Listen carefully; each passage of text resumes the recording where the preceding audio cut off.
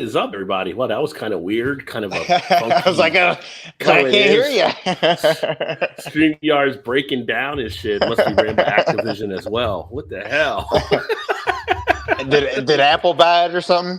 Apple take it over? Maybe. I'm pushing my technology too far or something. I don't know what the hell that was all about. But but we are back. Welcome back, everybody. It is Thursday night, so time to enjoy some beer and catch up with everybody. See how your guys' week is going, and Good Friday tomorrow. So some people, for me, it's a half day. So Nice. There you go. Since the markets are closed, I only got to work 4 hours, getting through that first 4 hours. Of course, it's 8 to 12, so I got to get up early. So, but that's all right. I can will myself through it.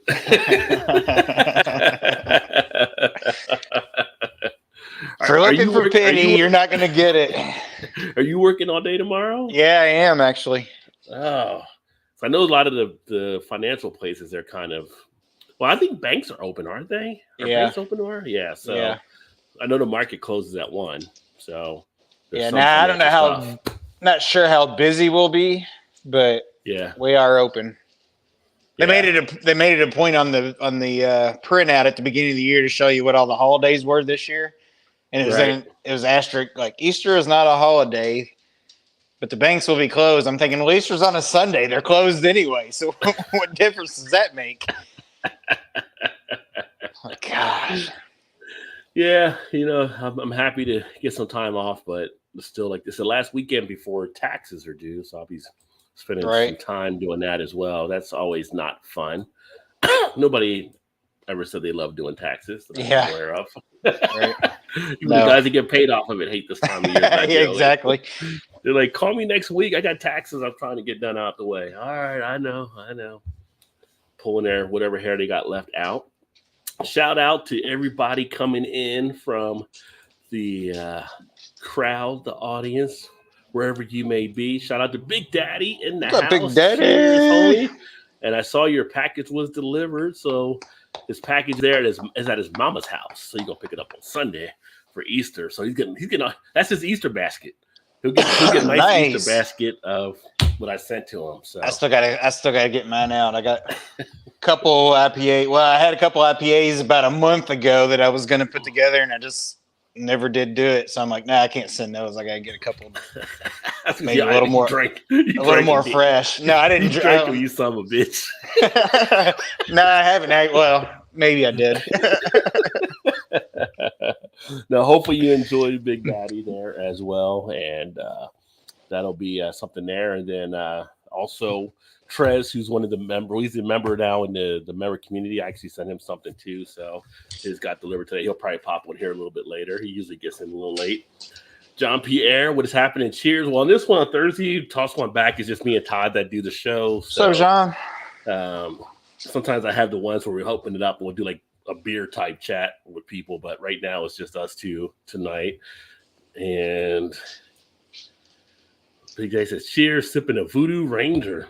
A lot of people have been sipping on some of the Voodoo lately. I have not went back to pick up much more of the Voodoo, although I need to pick up some more of it at some point because there's some interesting things they have with that. So I was just telling Shannon that the other day. She was talking something about Voodoo Ranger. I don't even remember what the conversation was about. And I said, that's a beer that I need to. Oh, no, actually, it was my brother. He picked up thinking it was 450 North, but it was a 420, the 420 series. And I said, oh, no. He said, I can't remember what it is. I think it's 450. And then he came back the next day at work and he was like, no, it's 420. I said, oh, that's the, I said, that's not 450. He's like, I got it confused. I was like, you probably don't like that one. I said, that's going to be hoppy because he's not much of, he can drink an IPA, but he would prefer not to, I think. He said, well, so they'll be there. He's like, they'll be at the house for you whenever you come over. Like, oh, sweet. I ain't going to turn those down. They'll end up in your fridge at some point. So yeah. I was talking about the Voodoo Ranger. Yeah. I'm in the house. Cheers, Trans Am. Glad to have you back again, my friend. He's actually doing some Heavy Seas Tropicana. Very nice.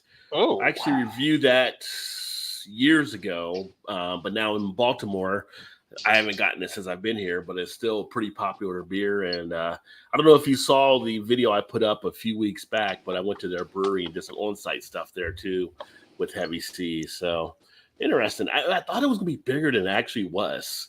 I guess because we were getting the distribution out in Cincinnati and everything like that. I thought yeah, it'd be we were getting them here too. Yeah, but it was like smaller than some of the smaller breweries we had in Cincinnati. So I was kind of surprised. Like, I expected more. I would have thought that would have been a bigger one.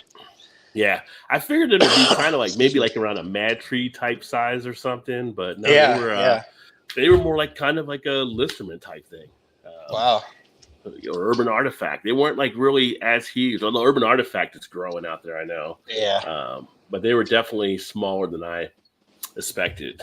That's crazy. I'll be right back. I let my dogs out real quick. Who let the dogs out? Todd. What is up, Alex? Cheers, my friend. Just a couple beers just a few minutes ago. Very nice. Hopefully you had something tasty. What did you actually enjoy there, Alex? Got Vanessa in the house. Cheers, Vanessa. What's up, Vanessa? John Pierre, hey fellas. And I made it to yes, we appreciate you being here because when you weren't here, you were missed. People were asking. I was asking. Todd was asking. Yeah. Shannon was asking. Shannon was like, yeah, where's Vanessa? Where's Vanessa? It doesn't seem right without Vanessa. Big Daddy says, oh, yeah, he's looking forward to getting a little packet. But make sure your mom don't take them out. So she might start enjoying them. You get there and be like, I tested them out for you. Yeah. She's like, you got a package in the mail, but it's no longer around. Sorry about that. Yeah. She's like, no package showed up. No package came. I don't know what you're talking about. Yeah, I didn't get anything. I don't know. I don't know what you mean. All of a sudden, mom likes craft beer. Gilbert's in the house. Cheers, fools. What's going on?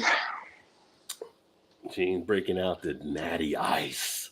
Funny thing about Natty Ice, I went to one of the restaurants here the other day when I had to go to DMV. So I had to go to DMV. Then I had to get an inspection, which I wasn't aware of. So they get an inspection afterwards. I got to go back tomorrow to give them the paperwork to give you my full permanent tag type stuff. But there was a little restaurant next to them. I went over there. It was like, had a nice burger, had some wings, and I was like, had a beer there. I had up having like was it Lagunitas IPA? I think Lagunitas IPA. But I was like, what's that one tap handle? And it looked like a barbershop handle. And it was like Natty Ice. I was like, Natty Ice is actually on a tap somewhere. Yeah, no kidding. I was shocked. Like, is this April Fool's? What's going on here? That's how y'all roll. That's how y'all roll around here. Natty Ice on tap. What? Oh, you're welcome, homie. Thank you, my friend. Long overdue. Wayne's in the house. Cheers, Wayne. It's Thirsty Thursday with Rod and Todd. Time to toss one back. That is right. Speaking of which, I need to crack Wayne. I haven't cracked the beer open yet, so we'll start out with one of the ones that many people know, and it was one of the ones I shared in the pickup yesterday on the video when I grabbed some beers for our video games channel. It's the Bell's Hop Slam Ale. I need to get this one light turned down. Oh yeah, I saw that. Yeah. It was like $12.99 or something. You said $12.99 for a 4-pack. Yeah. Oh, shit. Those are usually fully a Rod J deal, but it was discounted. Yeah, but here I think a 4-pack for those are like $19.99. Yeah. And I was checking. So that's pretty good. Yeah, I grabbed it. I checked the box. I was all around. Dates were fine on it. And I'm like, guess they got to move it. I'll help them, After I had a couple last night, I was like, I should probably got more. But I can't just keep buying all this beer. I mean, the point is too much. One of the liquor stores on my way home from work over in Kentucky, it's kind of a little hole in the wall. It's kind of by Bellarmine University. It's mostly like liquor and, Bud Light, Miller Lite.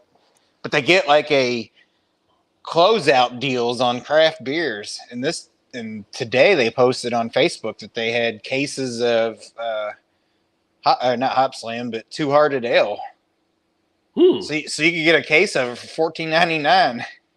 That'd be a Rajay deal. I can't imagine. Yeah, but I don't know what the dates are on it. They're not usually. They're usually within 4 to 6 months, which wouldn't be terrible. I think on Two Hearted Ale, if you look at the back of the bottle, I want to say they want you to drink it within 3 months. Yeah. So I mean, probably true for most IP. Most ales like that anyway, generally. But and then today they also posted they had like closeout on Cold Snap and one of the other Cold Snap's like at least 6 months for that one. So yeah, and one of the other ones for Sam Adams. So I sent a picture. Summer Ale is out now. I sent a picture of it to Shannon's brother because he loves Cold Snap. Well, she does too. Yeah. But they said they only had a limited 12 packs of those, so they won't last long. But I don't know. I was sending it to him. I was like, hell, for those, I think the 12 pack is like $7.99. So that's not bad though. I mean, they're usually like a 6 month at least on there, right? And they came out usually around December, so because now Summer Ale is out on stuff for them for their seasonal. Agree. Voodoo is good for sure. Voodoo beers are nice for New Belgium. But that's it. Picking up Red Oak Rough Saltboards in a couple of weeks. Price came down back. Things are trying to come back on some of the pricing, but we'll see what happens. People are now more concerned with the whole Russia-Ukraine thing, and that might hit the economy more than it has. Right. Voodoo Ranger Juicy Force Haze Imperial IPA is excellent. See, I have not had a Voodoo Ranger in a while. I think I almost got the Atomic Ranger, but I was like, if you saw the video yesterday, I was kind of blunt. So in my cart, I initially had the Dale's Double because I haven't tried that yet, and then it was the Atomic IP. Oh no, the Atomic. I'm gonna say Torpedo. Sierra Nevada has an Atomic something. What is it? Where's my phone? Oh, Atomic Torpedo. Atomic Torpedo. I was thinking that's kind of what like Torpedo. Yeah, so I was going to get that, and then it was like talking to the guy, and he said, "Well, you could just take off any one that you want, and just pull it off the 4-pack or 6-pack. You could buy it individually." So that changed my thinking. I'm like, well, instead of me buying a 4 or 6 of this, I'll get a little of this and a little of that. And right, yeah. I'll get that other stuff later. Do they charge you a little extra when you do that? I think on some of them they do, depending what the price point is. But on some, they don't, I don't think. So, like Jungle Gyms used to be, you could buy individuals, and it was like off of it. If it was under like 12 a 6-pack, it might go up a little. But if it was like 15 or something, it was just divided usually. So there's a way they were kind of like that. I think if it was a higher price one, it might have just been that divided. But the fact that I got a 32 ounce of other half for $9.99. Yeah, that's awesome. I'm already winning on the day. Everything else is just icing on the cake. From draft to the crowler, I'm winning right now. So I am drinking. Have you seen this one? This was from Boulevard. The Cinnamon Bun Ale. Got the camera on the other side tonight. No, I have not seen that one. I haven't seen much of the Boulevard beers lately. Says it's an Imperial Brown Ale. Can art's kind of cool. I kind of like that. Kind of cartoonish. But it's a 9. Smaller that way. That's 9.5%. So saw those the other day. I was like, yeah, I'll pick that up and see. Never had it before, so we'll see. 9.5%. What could go wrong, right? What could go? I mean, you're in the safety of your own home, so you should be good. Right. Yeah, the Hop Slam here, I think it's 10% for this one. I was saying it's usually ABV. It's usually less than what I start out with, so I'm starting out ahead. Yeah, but it's nice. I've only had the Hop Slam this year on draft at various places. Yeah, I felt like the last few years. I always feel like more recently that Hop Slam was kind of overrated, especially for what you were paying. but it's still a solid beer. I mean, you get it at $12.99. It's definitely not overrated anymore. Right. But you get like at 17 or 18, you're looking at, well, do I want that or I want something else that might be, you know, just as much up there, but it might not have to pay as much. So it's kind of like zombie dust, right? We talked about that before. Like, Oh yeah. now it's kind of like it's still good, but it's like, but there's so many other good stuff out there that's that price point or lower that makes it a good opportunity to try other stuff. Not to mention that Hop Slam, it should be good for at that level of alcohol.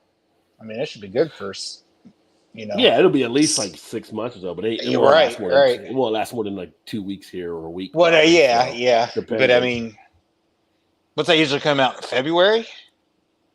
Yeah, in February. Yeah, this one was actually So to come off the price already that fast, that seems insane. Yeah, this was canned January 12th. Okay, January, yeah. That's probably right. So you probably see it a couple So weeks right now later you're on the still shelves. like you're in a 3-month window. Yeah. But for the 10% ABV and for a beer like this where it's more malty based, it's still solid. You still get the nice feel. You still get that almost honey type taste in there. You get the sweetness. You got everything going on. You get the hop. You got the pine. It's all happening. Can't go wrong. Still just as magical. Yeah, can't go at all. Oh, I do like the Hop Slam, but I'm like you though. It's not what it was when it first was like, 10 years ago or however long ago it's been. Right, because it was a different time frame, right? So right, this is one of those beers you put out there. It's kind of like this, the High Lie. People have even said, I've heard like people say Pliny the Elder. As good as it still is, it's not like it was years ago when it really hit the scene. Right, the access to it and things have caught up to it and stuff like that. So still very solid, still decent beers. It's just time has caught up with them a little bit with other opportunities. Especially the Pliny's, because they used to be like a unicorn. If you got that, you hit, struck gold on one of those if you was able to get your hands, or even the Heady Topper back in the day. Remember, like the Heady Topper was like, how'd you get that? Where'd you get that from? Or who'd you know? Now it's like it's no big deal. And I'm sure I haven't had one for a while, but I'm sure they're still good. But it's like, okay, whatever. Yeah, no biggie. New Belgium definitely makes solid stuff. BC's in the house. Cheers, BC. What's up, BC? Cheers, Ron Todd. And if you guys haven't checked out, check out BC. Check out Jean Pierre. Some great channels there for the beer stuff as well. So if you haven't checked them out, make sure you do so. 77 says, I did see that video at Heavy Seas Tour. I've been a Heavy Seas fan for years. I'm like, yeah, it's a great setup. Monday was opening day here in Baltimore for the Orioles. I didn't go to the game. I was off, but I had to run around and do stuff. But they had like a Heavy Seas tent down there, and they had streets blocked off. It was a nice little party they had going on. I think the game had 44,000. They announced for the attendance, but some people were just going to party for opening day. So nice. That was good. I mean, the businesses definitely needed it, so that helped open up everything for those guys. But kind of like they did for Cincinnati. It'd just be a big old party for opening day for the Reds. Although I will say they moved people along a lot better in Baltimore than in Cincinnati, where you didn't have anybody really stumbling out in the middle of the street and all out of control and stuff like that. So Baltimore seemed to have it down to a more better routine on hand. Now what's the fun in that?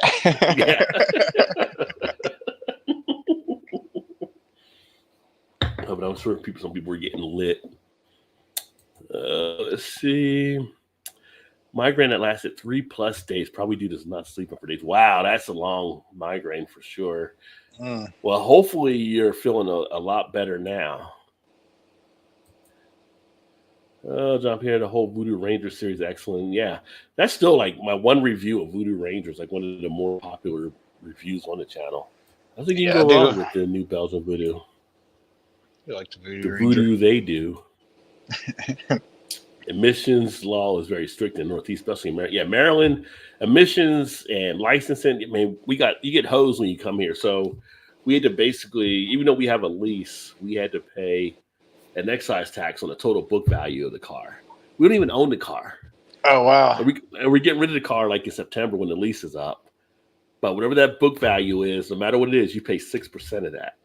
And we've already been paying taxes out. Now they do give you credit for taxes you've paid under the agreement to like your leasing company, but your agreement to the leasing company is a lot less because it's just 6% off of how much the lease is going to be, right? So it was like off of 15,000 or something for the 3 years. So you pay like $25 a month.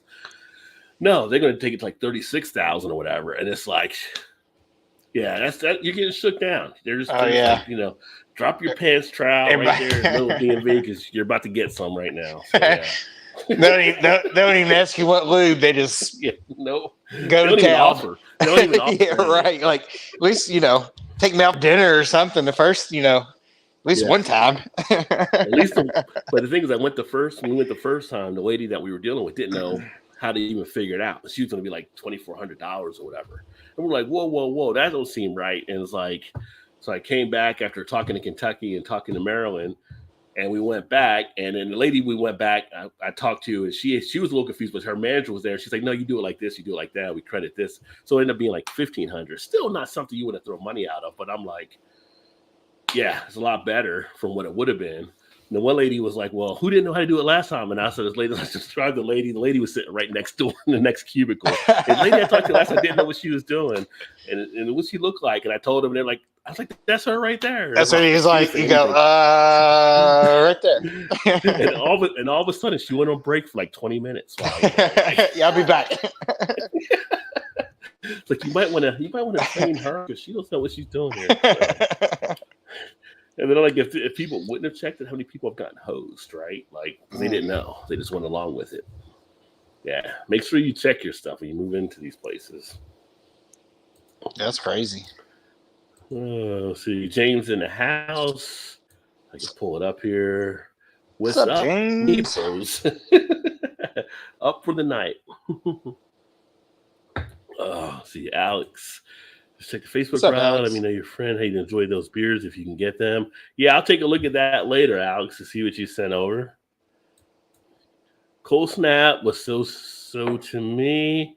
I like Cold. I've it's been years since I've had it, but I enjoyed it on draft. That's the way I've had it though. Like in the middle of December, it gave a nice feel like right a beer you would want in summer, which is what it's designed to do. I mean, it's not one I go seek out for, but it's okay. Yeah. I mean, I probably so, maybe a little better than so, but it's okay. It's drinkable. Yeah. And when I went to do the beer hall, which this other store coming out, I did see there's another brewery by them, the Pent Brewing. So that might be another one I'll check out here at some point. It was right down the street from them. So I'm starting to find a little bit of the breweries here. We actually there you go. My wife, for her taking her new job here, they're going to have a welcoming event. So I basically had to let them know what brewery to look at because they sent her a list and I went through it. I'm like, well, this would be the best one. It's this Guilford brewery that's basically a European brewery. So it's got all European type style beer, which is pretty cool. German food, English food type thing. And that'll be pretty sweet. So I'll probably share some stuff from that as well. So nice. Alex. I'm going to be coming to Baltimore next month. Let you know if I'm not.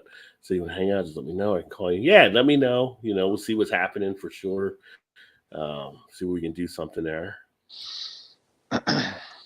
And started with the collabo from Muskoka Brewery and Hetness Brouwerij. Greetings from Belgium Golden. Very nice. Oh, sounds good. EB's in the house. It's cheers, fellas. Cheers, EB. What's up, EB? What is happening, homie? I know you guys are probably slaying over there on Vanguard right now. Beer prices are getting out of control. Well, expect them probably to go a little bit higher. That's the thing. So when I came to Baltimore from where we were at in Cincinnati, the beer prices are definitely higher, but I don't know if they're higher because they're charging more or if it's a whole inflation thing because I ain't going beer shopping in a while when I was in Cincinnati because of all the beer I already had. So I don't know how that all plays into it. Is there any kind of alcohol tax or liquor tax there? Oh, yeah. They hit you with alcohol tax on stuff, too. So especially when you eat out, they give you the sales tax and you get alcohol tax. Oh, that's right. Yeah. I remember you saying that now. and they hit you with like this. So like it's funny because they hit you like this nickel fee when you go to the store for paper bag. Like everything is paper here. They don't do any plastic, really. I think a couple places might have an exemption for plastic, but everything is like paper bag. So going to the grocery store, it's a little bit of a pain in the butt, just because it's like a race before that bag rips. You know, they pack the bags. I mean, they'll double bag and stuff, but it's like the handles. It's like you might lose them, and I was like, oh man, I wish I had plastic now. So much easier. But so do people like bring their own like satchels or bags or something to put groceries in? Yeah, a lot of people buy their own bags, like, you know, carry type bags and stuff like that and everything. They'll just do that. You'll see them in the store shopping. They'll be putting stuff in their bag as they go. And then when they ring it up, they take them out of the bag and ring it up and they put them back in the bag. It's a whole different philosophy on some of the stuff here. It's just like kind of crazy, but it's good for the environment, I guess, you know, but it's still like something definitely not used to for sure. And it's funny, like the store, one of the stores I go to is, I guess it's Teeter Harris or Harris Teeter. And you pull in on the left side with your cart, they take it, and you cross over to the right side where you would pay. So instead of you having everything on the right side, like we do with Kroger and all that there, it's kind of a little weird type intersection type thing, but it works for what they're doing, I guess. So the cashiers all bag the stuff themselves. Like they don't have as many baggers to really help them out as much, which is crazy. So yeah, some of the places here do that. Yeah. But it's an interesting experience. I will say, like the grocery stores I've been to, I feel like they're smaller than what we usually had up there. Like the offerings of stuff, like some stuff we would get, like you don't even see in stores, like because they don't have enough room for a lot of the stuff. And it's just like the meat counters and the seafood. Although they do have the seafood counters because we do have the harbor, but It's like the seafood counters are about the same or bigger, but the regular meat stuff is like less. So it's like I feel like you have less options on some stuff. Interesting, like Kroger, but I think they're owned by Kroger too because they have like private selection stuff in their store. Oh, really? Yeah. Huh. Yeah. So Kroger owns like different brands under them around the country that don't say Kroger. But yeah, we got a grocery store here. It's called JC, which is owned by Kroger because they do have the private selection and like Kroger brand. Yeah. You know, canned goods and stuff like that or whatever. I'm sipping Voodoo Ranger Force, which tastes great. However, I found out it is a flavored IPA, not just pre-hop flavor, maybe tangerine juice added. They're doing some different things to shake up the IPAs, so I wouldn't be surprised if that was the case. Oh, you know what else I found out today, which I didn't actually get any, but it's Wawa Appreciation Day. They have a day to appreciate Wawa because the anniversary of the store was today in Maryland, the first Wawa. Did not know that, but somebody had posted it on Instagram earlier. I was like, never knew there was a Wawa appreciate. I appreciate it any day I'm go to Wawa, but there's an actual day for that. Day for everything nowadays. So will they have like an event or something going on at the Wawas or? No, I don't know if they have anything happening, but the person that posted the same beer I got from Wawa, that rum barrel, they had posted a picture on Instagram, and they said it was Wawa Appreciation Day. So, but yeah, who knew? Is there a 7-Eleven Appreciation Day? I've never heard of one, but there is a Wawa one apparently. Mailbox season tonight. I'm drinking Goat Destroyer by Old Irvin Brewing. Very nice. Old Irvin does some nice beers. So I've had their beers. I've never had anything from them. Yeah, I got one from Dave Z from Beer in Front. Great podcast. If you guys haven't checked out the Beer in Front podcast, check it out. Dave does an awesome job on there. Some great interviews. But he has sent me one, I think, from Old Irvin. And I think they might be in Jungle Gyms now. I can't remember if I saw them there or not. But I know Dave has sent me one. I've never had a Pliny, but my excellent paladin buddy said Hop Stupid is very close. And that's the thing. You have other beers that are kind of coming up that are like, you don't have to get Pliny now to really enjoy it or maybe get to that level. So Hop Stupid is a great beer by a lot of I was going to say, actually, from what I can remember, I've had Pliny, and that probably is a pretty good comparison, actually. Yeah. From what I remember of the Pliny, and I've only had it once, but I mean, I never turned down. I was gonna say I never turned down a Hop Stupid though. That's always good. So last week I went there, and I didn't really think there was any big deal because I don't know. I always try to do different beers, but the Waldos came out. So Oh yeah. they had a bunch of Waldos around at the store last weekend. And I was like, I didn't know if they just had extra, like they were just had so many other beers that people weren't buying or whatever. And I was like, I didn't pick up any because I've done the Waldos before. But even though it's a nice beer, it's kind of like Hop Slam or something like that, where you have it, from time to time. So when I went back last night, I figured, well, maybe I'll try to grab it if it's still there. They were all gone. So the word had hit the street, and they didn't have any more of the Waldos. So if I come across it now, I may pick up some. But that's a great beer from Lagunitas. I haven't actually looked. Well, I haven't really been out too much lately, so I haven't really seen it. But I think the Waldos this year is 11.7, I believe. So JT says, "Hey B." JEB says, "Hey JT." No Vaseline. That's how they hit you, the DMV. No Vaseline. It's like I don't hear the Ice Cube song. What's going on here, people? What's up, Bride? Cheers to you, my friend overseas. Good morning to you. He's already on Good Friday because he's over in the UK. It's a UK Bride at I want to make sure I get it right because now I have people in the UK, and I have some people that are in Scotland, a couple people in Ireland. But I think hard to keep it all together. I always know they're always a day ahead of us. So, morning EP. What up, Bride? FACP, what's going on? It's been a while, my friend. Cold Snap during the winter. It's a good beer. Yeah, it is. Like I said, it's something when you have it like in December that does give you a nice feel of a beer you like to enjoy in warmer weather. And that's why it's Cold Snap. And that's what they were going for, to give you something to make you, snap that cold and jump back into enjoying something you would have in a warmer type day. You're on a roll this week, EB.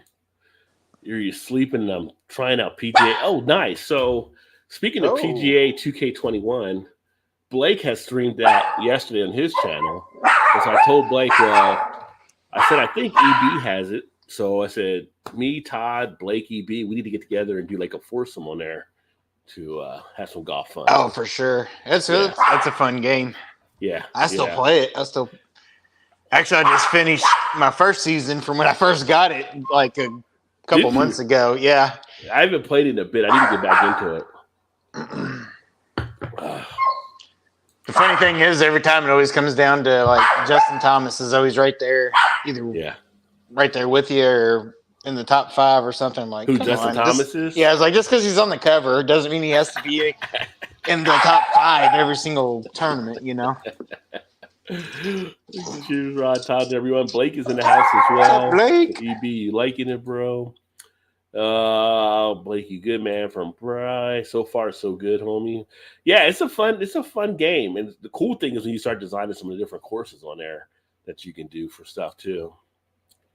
So Blake, JT, cheers, Bry. Rajay, do you go to nearby Delaware or VA to get brew? I haven't as of yet. Eventually, I probably will at some point get down there. At some point, I've actually got family in Charlottesville, Virginia, that I hadn't seen since I was probably like 12 years old or something like that and everything. So I think my mom was trying to do a trip down there. So we'll probably do something down to Virginia to do something along those lines. But Delaware, I definitely want to get over to Dogfish Head to get some of their stuff and to see the brewery and see what Sam has going on over there. But that'd be a cool place to go to. Yeah, I can't find anywhere in Maryland. I don't know if it's the ABV or what it is. I can't find a Utopia Dogfish Head that they did with Sam Adams since they own him now. But I know it's somewhere around here. Like it might be on the Delaware side. We had it out in Cincinnati, I think, in a couple spots. But I want to find one of those so I can check out that beer. I think it's like $9 a bottle, like 40 something for a 4-pack or something. Everything's paperback like the 80s as well. Yeah. Well, at least in Baltimore, when I was in Cincinnati and Kentucky, we actually still had plastic back then. But yeah, with paper, it's like trying to race to the elevator because we're in the high rise where we're staying. You race to try to get to the elevator and stuff without the bag breaking. Sit it down while you're in the elevator, pick it back up because you just feel like it's going to go at some point. But I'll probably get one of those carts or something like to just throw the bags in from the car. Are you still a Bengals fan even though you're in Baltimore? I was actually never really a big Bengals. I haven't watched the NFL for years, so when I did watch it, the last team I used to follow was actually the Carolina Panthers. Is who I used to follow back in the day. So I never really watched the Bengals. I've been to a couple Bengals games just because we were there and would enjoy some stuff. And they ended up they would every few years they'd have like a Mountaineer on the team from WVU. So I kind of like that they always had something going on there as well. But now here in Baltimore, it's like the Ravens. So I don't know. I'm kind of thinking is for me to be more baseball because I'm kind of interested to go to an Orioles game. The Yankees are in town this week. So I'm thinking about nice. after the Brewers, like this weekend, I'm thinking about going to Orioles game and when I get back from New Jersey, to try to catch them against the Yankees because I would love to see the Yankees play them. But when I was a kid, I was a fan of Eddie Murray and Jim Palmer. So I was kind of an Orioles kind of fan because they were just right down 95 from us in New Jersey. So it was like the Phillies and you had the Orioles. And Right, yeah. I've always thought they had pretty cool uniforms and stuff too. So I wouldn't mind going to being the Orioles. I could easily become an Orioles fan, especially since So we're in Baltimore, and like 3 nights ago, we're getting news on our thing about the Reds. Like Janice, like you can't even leave Cincinnati. We left Cincinnati, and we still can't. And it's all about Castellini. Like, oh, you better be careful what you ask for. We'll take the Reds and we'll move away. Blah blah blah blah. Yeah. It's like, dude, you're not going anywhere. I don't think the league would let you move just because of the history of the Reds. But right. It's stupid. Like I can see why people are bitching. You're ripping the team apart. You're getting. I was going to say you may not have. Yeah, I was going to say you may not have a choice. Yeah, keeps trading all the players. You try to build up and gets rid of them. I'm like, God. But I'm a Reds fan, and my buddy's a Reds fan. And as soon as all that happened, I'm like, the season ain't even started yet, and we're already shit. What is it with Cincinnati and teams that go pro and then they go right to the shitter? It's like. I don't know. I mean, the Bengals did break through last year. They did get to the Super Bowl, so they did break through it, but it was rough getting there. You had the FC Cincinnati. As soon as they went to the top level league, they started sucking. They were good before. They were good before that. Then they go pro, they suck. The Reds haven't won a World Series since what, 1990? 1990, yep. Yeah, 90. And it's like hell, I don't think they've won a playoff game since then. Kind of like Marvin Lewis was. Couldn't win a playoff game. They got into. Well, I don't know if they won this. I don't think they won a series, but I think they won a couple under Dusty when he was there. Well, they probably, yeah. I mean, they're pretty. They had a couple good years under Dusty. But I always said once they got rid of Dusty, they're going to start sucking again. It's like people were criticizing Dusty, and I'm like, you guys wouldn't even get into the playoffs before Dusty got here. Right. When Dusty got here, you're at least going to the playoffs. Yeah. You can't control what the players do in the field, and it's like. Even with Marvin, I mean, you wanted to win the playoffs, but Marvin was at least getting you to the playoffs. Getting you there, yeah, right. Players got to actually make the plays happen. So it's kind of like Cincinnati's it's a fair weather town. It's a hard town for people to actually stick on board with your team for very long. So as soon as they see the first crack, they're like off the ship, But I'm like, their hockey team, the Cyclones, I'm like, don't ever leave the IHL because if you ever get an NHL, you guys are going to suck. You guys win the IHL. You're winning championships in the IHL. Just stay there. Don't go to the NHL. So even when they had an NBA team, the Royals, they had to leave town. You had Oscar Robertson. And they're like, no, we got to leave. Like, right. Oscar Robertson play. Right. Cincinnati Royals. Harris Teeter, Food Line, or Papa Stores in the air. Yeah, Harris Teeter. Yeah, I don't know if Food Line is their own or if they're under someone, but they are pretty popular. And the other one is ShopRite is one I think that's popular, and another one. But Harris Teeter is pretty solid. So having a stone fruit from 903 Brewers. What's up, Foamy? Cheers. A goza with blackberry, pineapple, and coconut. Awesome. You might have Joe pop up because if coconut's in the air anywhere, Joe kind of his radar goes off. Sniffs it out. Yeah, he sniffs it out, starts showing up. I was talking about you a few weeks ago. I had Amethyst Hills on here. She's out of Austin, Texas. We had a great interview and stuff. And I thought you might try to pop on, but She's right there in Austin. We're talking about some of the Texas breweries. So if you haven't seen that one, Foamy, check it out. But she's definitely represented for you guys down there in the state. Juice Force, definitely dangerous at 9.5. Oh, I like that. Nice. Little danger. Danger, Will Robinson. Stranger danger. Stranger danger. But he's got candy. Stranger danger. But he's got candy. In a weird looking van. He's got blow pops. Oh, I bet he does. Yeah. Stranger. Do they still teach kids that stranger danger? I wonder. Like, I don't know. They should if they don't. But probably not. Let me some crab cakes and crabs off the Chesapeake Bay or Atlantic Ocean. Yeah, I mean, the crabs and stuff are good. We've been to some pretty good restaurants. We went to the one for our anniversary dinner, which was really nice. We had some good seafood. And up here is a place called Nick's Fish House.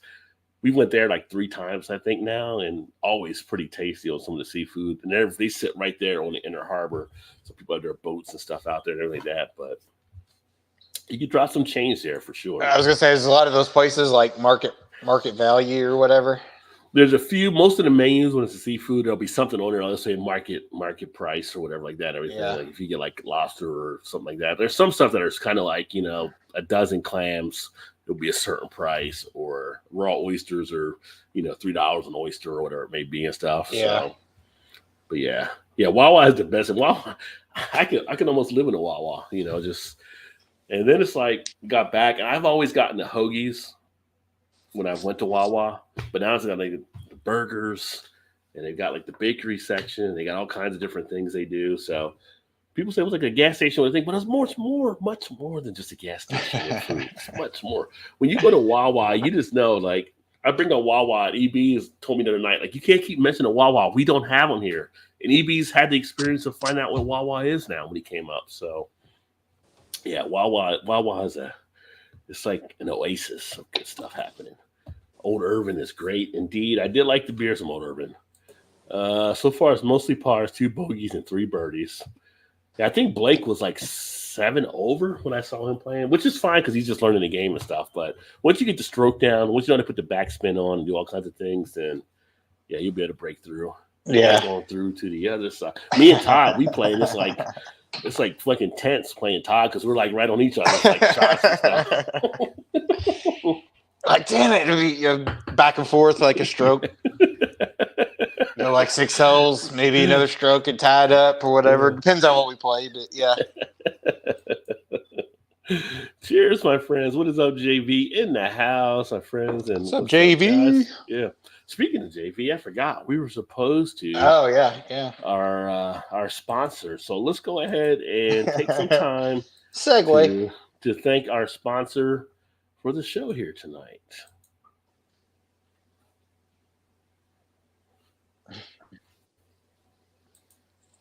Have you ever been on a live panel with Blake and he's drank a little too much and is talking over everyone? But you can't talk over it. Well, now you can say, "Oh, new Shut Up Blake t-shirt." Yes, Shut Up t-shirt where you hear Mr. Croft even when he can't hear you. Bring you shirt made of 90% cotton, 10% poly, quality product. They come in all colors and sizes. It can be yours today for only $26.99 or easy payments of $6.75 with Afterpay. And today, if you use the promo code SMOKECRACK, all capital letters, you'll get 10% off the order. That's Smoke Crack. SMOKE crack. It's like you drink it. Acting out before it's too late. You know you want to tell Blake how you feel, so don't miss out on this opportunity. Only for a limited time. No, Blake wanted to talk. No, Blake, you go. So always appreciate the sponsors of the show. I mean, that's always a good thing to have. So now that I think about it, that was the video we couldn't hear last week when you was trying to play that. That's what it was. Yeah, that was the one that was like we were on audio issues. So because Shane was all about like I want to order one of those. I'm like, it's not real. No, it's real. It is real. People have the shirts. Yeah, it's real. Well, she was ready to buy one then. I don't know if the Smoke Crack discount is real, but the shirts are real. Carla had hers on last weekend, actually, showing on the live stream. So, yeah. Oh, shit. What's up, EV? Hope all is well. Indeed. Cheers, homie. Hey, JV. JV, I'm pissed off. Why are you pissed off? Oh, Elon trying to buy Twitter before I can. Yeah. Here's the thing. So he's trying to buy Twitter because he says he wants to take Twitter, make it private because he's like a whole free speech. I think, Elon, you're the richest man on the earth. Why don't you create your own social media? Might as well. I mean, He could create his own and not have to worry about trying to buy that one. easily could. Yeah, I don't know. Yeah. I don't know why he doesn't do that. I guess because it already has all the followers or all the interaction already using it, I guess, maybe. When Trump got blocked, when Trump created his own social media company. Yeah, is that thing still around? I think it is. I don't know how well it's doing, but I think it is. Just like the steaks and the wine, they're still out there. But I just thought of that. I'm like, why don't you just make your own social media company? You're rich. You can do whatever you want. Yeah, it would be just a couple bills for him. It would make no difference. Yeah. How's your week going? That is. Yeah, almost over, JV. Yeah, almost over. Old Memorial Stadium. Is that the Orioles ballpark? Old Memorial? I think so. I think that might have been what it was. Another week bites the dust, yes. And for those of you that are, I guess, Catholic, I guess tomorrow's your last Friday where you have to eat fish. So. Well, you have to. I guess you have to. I don't know. I don't know. People pick and choose on religious plans nowadays. Right. The Pope is like, America's like cafeteria Catholics or whatever he said. It's whatever's convenient. Mix it up. What's on the buffet today? Oh no, I can't have that.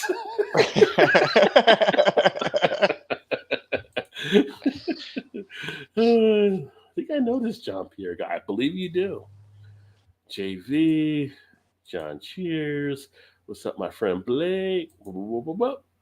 Orioles games should be, they only won their game opener, I think. I don't know. I think they're playing tonight, but I don't know what the score is. But they won the opener against Milwaukee, but I think they're 1 in like 4 or 5 now. But the Yankees might draw a big crowd because it's only a few hours driving down from New York to Baltimore. So I don't know if the games are still on or not, but I'm thinking about maybe trying to catch one of them if I can.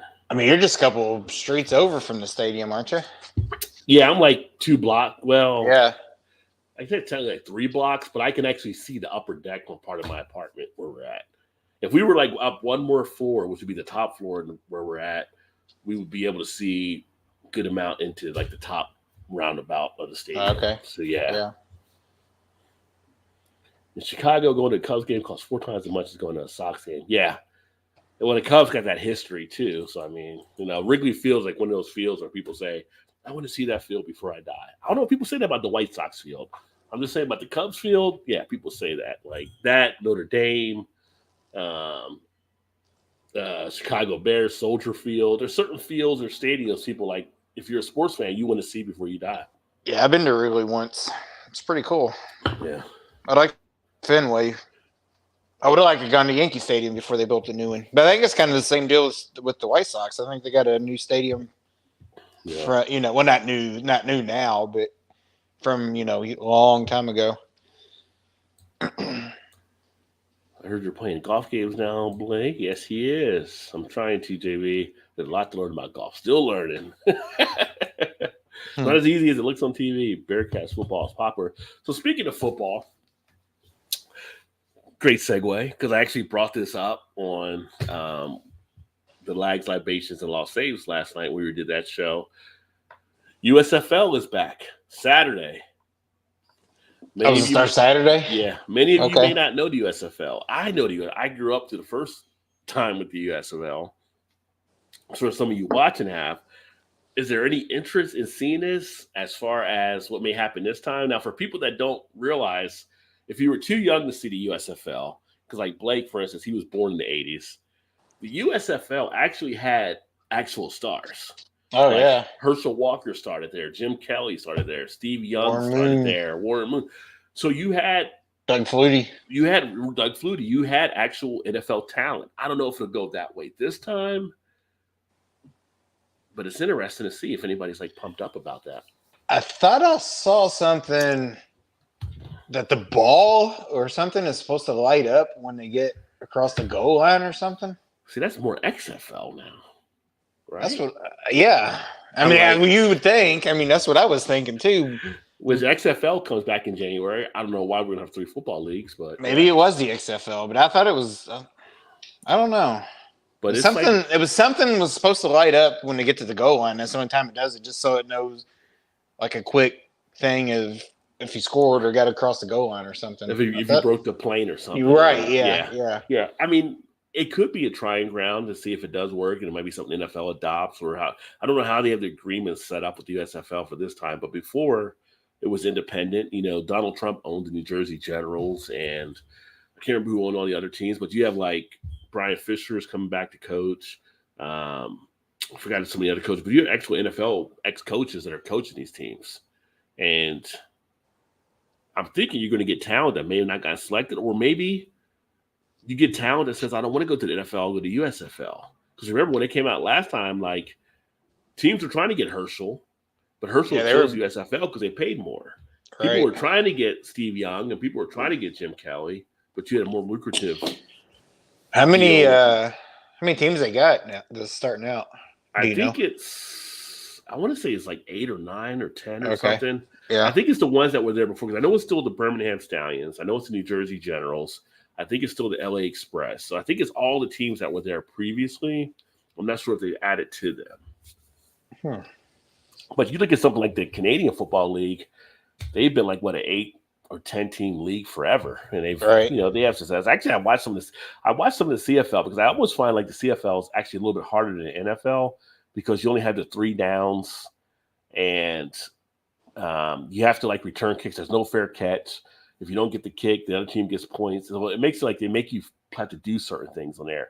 And they have challenges where you can challenge the refs' calls on stuff too, which is pretty cool. I almost feel like the CFL is on a better platform than the NFL actually is, although it just doesn't have the fandom behind it.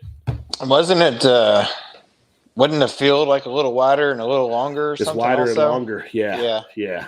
And it's more like you have like an arena football league part of it too, where you can run towards the line of scrimmage while the ball's being snapped. Right. Yeah. So there's some different things you'll pick up about it. And once you get the scoring and stuff down, it's pretty interesting how they do it. And I feel like it's almost more of an interesting game because of the different things you have to do and how you have to run your offensive sets and stuff like that, because you are limited. And not having that extra down does matter when you're calling those plays and stuff. Who's going to broadcast that UFL? I believe it's Gus Johnson and I can't remember who else, but it's on Fox. On Fox, okay. Yeah. Well, and I mean, Gus Johnson, I assumed it was Fox. Anytime you get Gus Johnson calling a game, it's going to be fun. I mean, right. The guy is solid. I watch the Rocket Mortgage commercials now because Gus Johnson is the so, you know.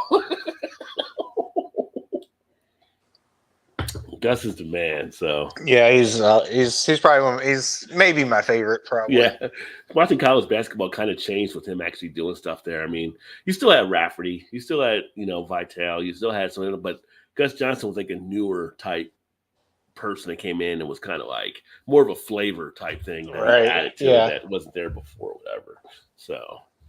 Rafferty's still one of my favorites, though, as well. Yeah, I like Rafferty, too. I mean, I was a young fellow watching the game when he said, "Send it in, Jerome." You know, when he dunked out, I was like, yeah. Making a little mega man. Yeah. With the kiss. I mean, I can go all day, but, I digress. Onions! Trying to decide what to play tonight. Yeah, well, Blake's running live streams and stuff on his game, and so make sure y'all check out Blake TV. Blake should be over 1,000 by now. So if y'all haven't checked out Blake and subscribed to him, please do, because we want to get him over that hump. Humpty hump. How realistic is the game, Blake? Can you drive Tiger Woods Genesis SUV? Whoa. Oh, JV, that's cold, man. That's cold. Dang. Does the rear window get knocked out by your ex-wife? Yeah.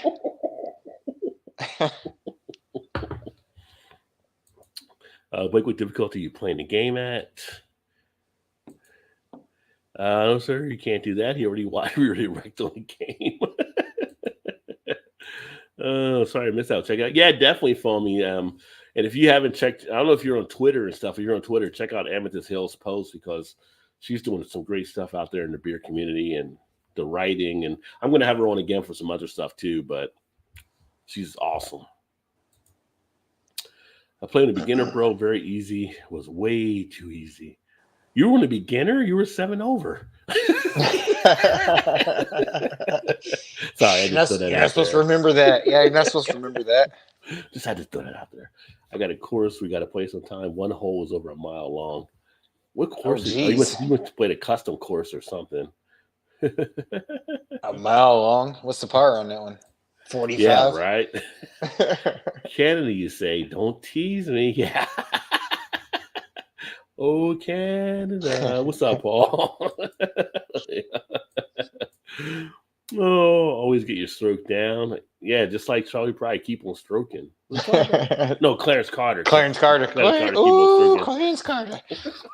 Keep on stroking. Stroke it to the east. Stroke it to the Charlie west. Pride. Who's ever thinking about Charlie Pride? I mean, yeah. Yeah, he pulled that one. Where did you pull that one from? Who knows where? It's got to be the beer talking. Oops, sorry, wrong stream. Canada's always welcome. Cheers, Paul. Great sponsor. Awesome sponsor, right? Awesome sponsor there. Easter long weekend, son. Oh, you offer a 3-day then? He's got a ride day weekend. Yeah, sounds like that's awesome. I got a half day tomorrow, but then after that. Hello, JT. Hey, what's up, King Simon? I don't drink on Thursdays often, but the holiday cheer. Well, glad you're here with us to actually enjoy a few. It's never too late to start on a Thursday. Yeah. I mean, Thursday is like your Friday warm-up. So yeah, I mean, yeah, it's the prequel. I've been in Chicago for 20 years now and still never been inside Wrigley Field. Been to Sox Park many times now. It's definitely a cheaper ticket for sure. When I was a kid, I used to sit in the dugout at Wrigley. Family friend was head of security. Those were days. Oh, that's very nice. That'd be a cool sensation. Is Herschel playing for the Generals? I don't know where Herschel is. I don't even know if Herschel knows where he's at half the time. I mean, he's so concussed, it seems, when he talks on stuff. It's like, I don't know. It's just like, apparently they don't want him to run down to Georgia now. They're trying to stop him from running or doing all kinds of things so he can't be a part of, I guess. But I feel like everybody should have the option to run. If you want to run, you're an American, you should have the option to run. But yeah. I don't know. Forrest Gump started running and he ran for days. I mean, I put personal opinion, I put nothing past Georgia because they sent Taylor Green in. So I put nothing past Georgia doing anything that would be surprising. So I'm going to crack open another beer here. And we're going to keep it rolling. Rolling. Don't do that. You might get a copyright. So I am going to actually crack open one that I picked up. It is Castle in the Clouds. Doesn't that sound pleasant? Castle in the Clouds. Citra hop, triple India Pale Ale. This one is actually from Burlington Beer Company. Coming in again at the nice 10% ABV. So we're keeping it steady. There you go. And this one is one I picked up. Was this yesterday? I think this was one maybe I picked up yesterday. So it's Castle in the Clouds. I gotta get it close to the white. Well, that was blended out. That was in the one where you did the beer unboxing or not unboxing. Yeah, I'm bagging. Yeah. Castle in the Clouds. Yeah, because I like that can. That was pretty cool. Yeah, it's pretty cool looking. So we're gonna get that one poured into a glass here. Oh yeah, that's the sound of sweetness when you crack it open. Like, while you're pouring, I'm gonna grab me another one. All right. Much better cracking open a can than hearing your knees crack. That's for sure. Oh, so I've not had this one. I have another one to share for review, but it is the Haze for Days type beer. So you got all that haziness there. You got a nice, wow, it's almost like a ripened banana type yellow or something to it. You got a nice finger of head. You get, oh wow, a lot of dankness coming out. Definitely got the musty feel. Resiny quality, pine. You definitely can pick up the lactose as well, so you know it's going to have that little sweetness in there and a creaminess probably. But yeah, definitely looking pretty good.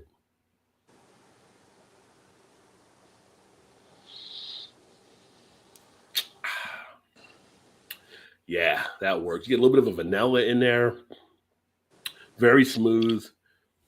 Right down the gullet. Nice lasting duration of the flavor. Mm. That's tasty. You definitely get that hop feel. The smoothness on the backside is very nice from the balance it has against the malt backbone. But you are definitely getting the hop sensation. So my Look mind, nice and creamy. that's why I said hop sensation, and in my mind I was singing Marky Mark and the Funky Bunch, Good Vibrations, but instead it was saying hop sensations. Get that hop sensation. Come on. Oh yeah, that's pretty good. That's pretty solid. So I'll have a review upcoming on this one, but Castle in the Clouds is definitely a nice one that I picked up there. Triple Tippa IPA, but then shouldn't that make the hops land a triple? Because they just say a double, but they're both 10%. The beer world gets so confusing at times. I mean, it should be technically, I think, but they can do whatever the hell they want. I mean, the BJCP doesn't recognize a triple IPA, but yeah, there's definitely ones out there. I mean, Hop Butcher, they've been sending triple IPA for however long at 10.5. But I've not had one of their beers. I mean, outside Big Daddy sent some down in a bit.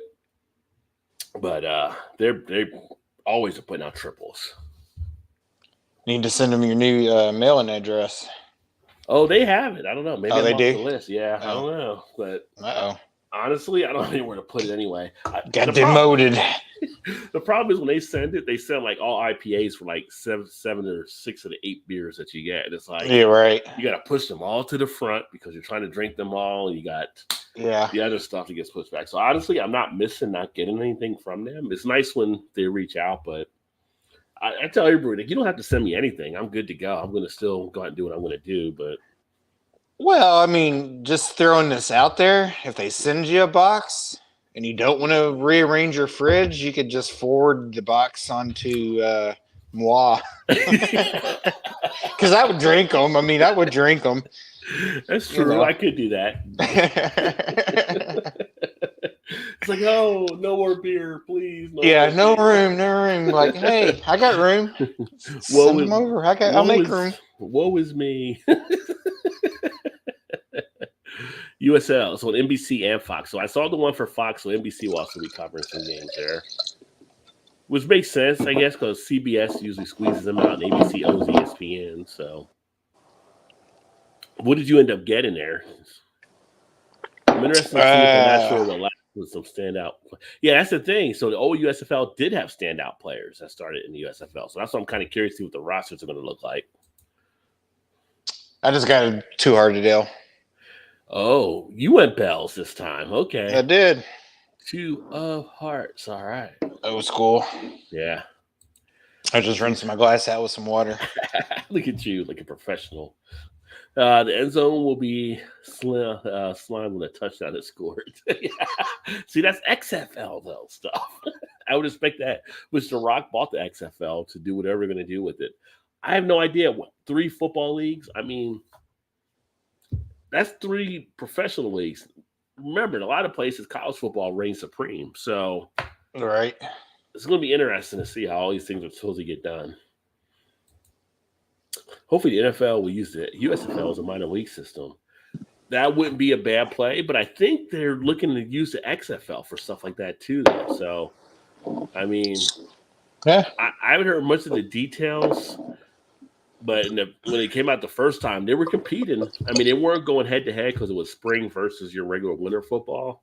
But they were competing for players. There were players that were going to USFL because they paid more. So The thing is, it'll all be determined by the fans. Will the fans come out and actually watch the USFL?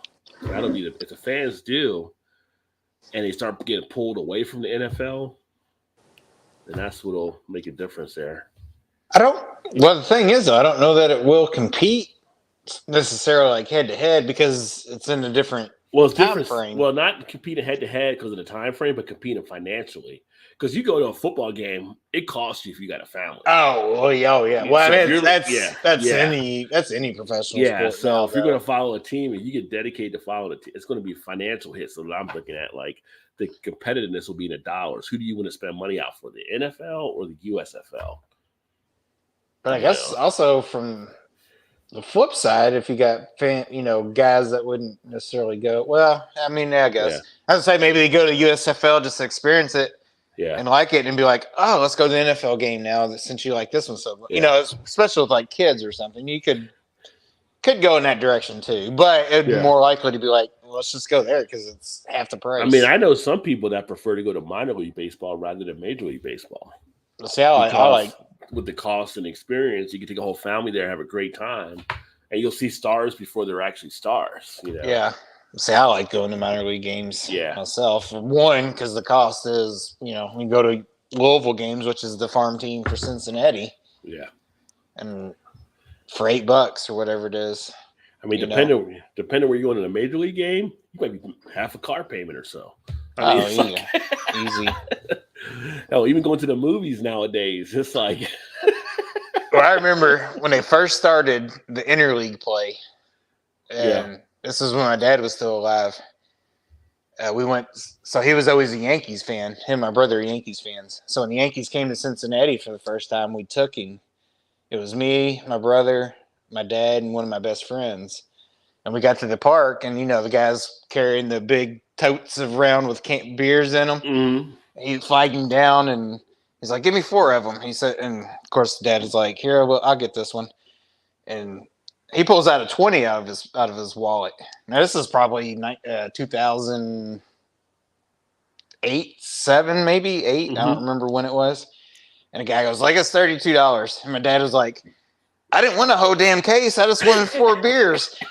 And he's like, Dad, you ain't been to the game since like probably the 80s. Because we used to go to he used to take us to Cincinnati all the time, a couple times a year just to watch the games. Like, but it's been a long time. We started laughing. That was the funniest damn thing.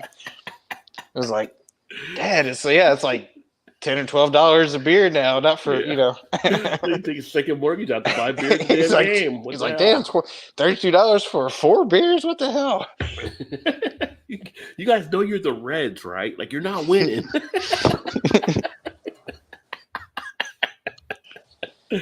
Oh, that's funny. Let me see. I think the USFL will flop. I mean, it could. It depends. It depends how it all pans out. Like I said, the first couple of years, I remember the USFL did have some success, but then they got to a point where it did fold. There's actually a great, I think it's 30 for 30 that ESPN did on the USFL. If you ever get a chance to watch it, that kind of broke down the whole thing. And somebody actually framed the last check that they couldn't even cash because there was no money in the account or whatever. So, never seen the USFL. Might be interesting. They did have players. Gilbert hits a point. Reggie White, he was another one. USFL start. He went to the USFL rather than NFL.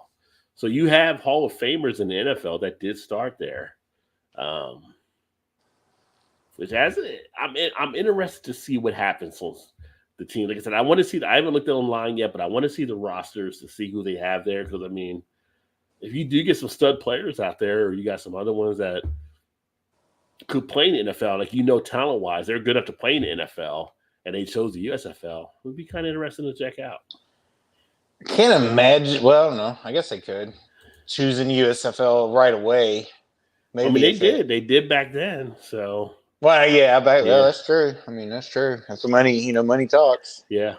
CFL is fun to watch because, like the USFL, they're not trying to be the NFL, trying to do their thing, but this is a whole different rules you have. That's why I tell people, like, watching the Canadian Football League, and people are like, Canadian football, like, it's so much more involved when you're watching it that it's kind of like you have less downs, you have different ways you have to score. There's no fair catch. Like, you have to catch the ball and run with it. You can't let it kick off just going through the end zone. You got to catch it, otherwise the other team gets points. you got like a pass interference or ref calls, you can actually throw the flag and challenge that from the ref saying that wasn't pass interference. Or if they didn't call it, you could throw a flag saying it was. You have different things that you can do in the CFL that you wish the NFL actually adopted. So it's interesting. It's interesting. Hopefully NFL will use minor league instead of the free minor league, college football. Yeah. Well, that's not free now because now you can get the nil. So you can go name and likeness and make some money off of it. That's what's changing in college football now. So we're seeing a lot of schools hit the transfer portals because kids are able to go make money for themselves, which I'm all for. I think kids should be. I think the college system has made millions, if not billions at some point off all these college athletes. And the tuition is going up and up and up so they can support these sporting systems. So now players are able to cash in on it. So shout out to who was the player from UCLA, Ed O'Banion. He was one of the first ones that kind of saw that when he saw his image on EA Sports on the NCAA college basketball. Like, why do you use that? That's me. I don't get money off of that. And he was one of the players that kind of brought that up in the whole lawsuit and stuff like that. And I've never had a problem with players getting money. Like, people will talk about the Fab Five and Chris Webber taking money or Reggie Bush taking money. Like, they're making tons off of them. So what? It's like they're not doing anything to hurt their team as far as they're not throwing games and stuff like that, or from what we have seen or what we have learned. So if the college athletes are making money off of it, but the people say, well, they're getting free education. Like, colleges don't recruit for free education anymore. They recruit for championships. Right. They have no care. UK is a one and done school if you're a good basketball player. They go to get the best players to keep them for a year and don't care what happens after them as far as if they have the talent, they can go pro. So Cal Perry's pretty much said as much. Like, he wants to recruit to get guys to the NBA. He don't care about winning championships. He's more worried about how many players he can turn pro than he is about, And that's the realistic view on stuff. It's just like this. It's turned into. I mean, some kids will go to college for the 4 years because they don't have that pro skill, but they're good enough to be a college player. But if you're a dominant player, the only reason you go to college for some of these players is because the NBA won't let you in now until you go a year. Back in the day, when it was like Moses Malone coming out, Kevin Garnett, LeBron James, you're able to go straight to from high school to college high school to pro if you had that talent, which in baseball you still can. That's the only sport that allows you to basically do that. You go into the minor league system, but you're able to go right into it without having to go to college. And if you get moved up in the next couple of years, that's fine. But they have a system for that. But college football, you really can't. You have to go 3 years removed from high school because the physical attributes. But 21, I think, right? 3 years or 21. Maybe it might be the 21. I think is what it is. But I challenge that because I say, I go back to Louisville, and when Dumervil came out, Dumervil? Elvis Dumervil. He was ahead of his age. He was ahead of grades for his age, right? So when he actually came out, he graduated like at 16 or whatever, right? Like 19, something like that. But he went to the NFL. So he was 19 and had the physical stature to go to the NFL. So you have players that are 18, like they don't need the 3 years, is what I would say, because you already have that build, or you're able to go ahead and be able to play. So it's kind of a crazy type thing there as far as how they restrict the players. But because I think in baseball, I think if you can go pro out of high school, but I think if you choose to go to college, I think you have to stay 3 years. There's something with the agreement. You have to stay for a certain amount of time. Yeah. So it's a whole interesting thing just to see what happens there. Go Argos. See, Argonauts. Eric Gilbert's a fan. I like watching. It'll start up again here because they're a spring summer league. I'll watch them because I enjoy watching it. Do they still have the arena football? They do. They still have that as well. So, which again, that saved Kurt Warner's career to come back into the NFL. I mean, he had to go to arena football. They have arena football and lingerie league or whatever the hell they call that. Do they still have that? Where's the women that was playing? I don't think they do, but the good thing about YouTube, it's always there. It's always there on YouTube. It's like I've never seen an advertisement for this league before. The funny thing is, some of those women will hit you. They make some form tackles on. They're out there balling for real. But yeah, the Lingerie Football League, LFL. Like, damn, I would have scored if it wasn't for this damn wedgie going up. If you guys don't know what we're talking about, you can easily pull it up on YouTube because there's a lot of footage of it. Which NBC would air? I would love to see more rugby games. So I do watch some of the rugby games, but it's usually like they do air them on NBC, but it's like NBC like sports or whatever on cable. But it'll be like 2 a.m. in the morning here because it's over there. It's like 8 o'clock or 9 or whatever it may be. And they're really interesting to watch and stuff. I think they don't do them here in the States probably because most Americans still don't understand rugby or know even how to watch it or score it and everything. That's with me. It's like I like to watch it, but I don't even know what the hell's going on. It's kind of like sort of like soccer. Like I don't mind soccer so much, but I don't really know the rules that well to even know if it's a good call, bad call, a foul, or whatever the hell. It's kind of the same with the rugby. It's like I understand. I like to watch it, but I played soccer as a kid for a couple years, and then really we didn't have soccer sold to us as much in the States back then as we do now. But now I finally know what offsides actually is. So it took me like all these years to figure out. And in hockey, I know icing and I know offsides. That was all because I played NHL on PlayStation. You're right. Yeah, exactly. Yeah. Yeah. But with actual soccer, it's like, what is this offsides thing? I finally got that all figured out. But with soccer, you almost have to watch like a European match to really enjoy it because the crowds and everything get into it. When I was in Cincinnati, we watched FC Cincinnati. People were like just sitting there, they're eating their food, they're drinking their beer, they're doing whatever. But it's kind of like when you watch it in Europe and you're watching like Manchester United versus Manchester City, or you're watching some of the other teams. They go nuts. They got the big flags waving. They got the songs going. They got the chants rocking. It's just a whole different experience. Great movie if you ever want to check out is Green Street Hooligans. And it's basically a movie like around soccer clubs over in Europe. Great movie, fun, entertaining. Kind of gives you a little bit of a feel of how that much pressure, because there's like soccer like groups over there, almost like gangs and stuff like that. Like you walk to the wrong soccer bar, you could be in trouble. I mean, it gets bad. You got the wrong color on. What are you doing? And I've seen some soccer matches like watching like down in South America where they like will stab a ref. Like they get and it's just like, whoa. I thought we were just playing a game here, Well, hell, was this a couple of years ago that happened where there's a referee that got like stabbed or something like 15 times or something, walking to his car or whatever the deal was. But it was like, soccer is real deal.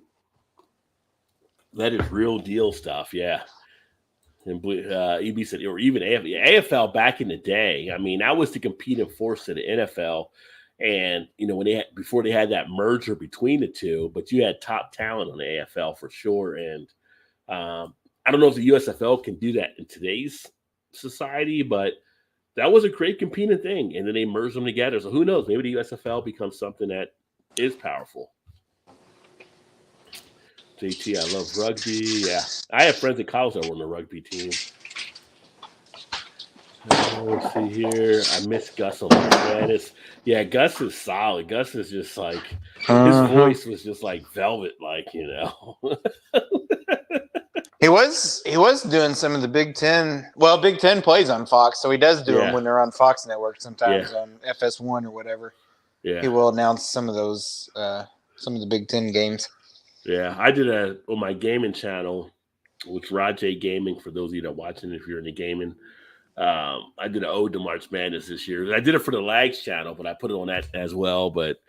And it was old footage of the March Madness when it was on the PlayStation. It was so much fun because you had Rafferty, you had Vitale, you had Gus that would be calling the stuff, and it was just like I miss picking up a nice college basketball game. And they used to have a college baseball game, which was pretty awesome. Because it was college baseball for a couple of years they had. I don't remember that one. Oh, you never? Oh, wow. The college baseball game I don't remember that one. I want to say that was 97 to 98, 99, maybe 2000 Oh or wow. so. Okay. And you'd have the aluminum bats. So you get the ting from when you hit the ball. Right. No, it was awesome. It was just like college football. It was college baseball though. So yeah, that was one I wish they would bring back too. I still had, which I can't play it now, but I still had used to play up until I got the PlayStation 4 on the PS3. I had the NCAA 2K8, I think it was. I think it was what it was called. I think it was like one of the last like major college basketball games that they had. Was it NCAA March Madness or was it the 2K version? No, well, it wasn't. It wasn't. 2K It wasn't the EA. It was the 2K. Yeah, it was 2K8. I think it was. It had Greg Oden. I think was on the cover of it. Yeah, Greg Oden. How old was that guy in college? Because I swear to God, he's probably like 43. I'm thinking he's like one of the Cuban kids that came over. I need a birth certificate. You're right. How old are you again? 18. No, really. How old are you? You were somebody's daddy. Let's come on. Yeah. He looked like he was. Yeah.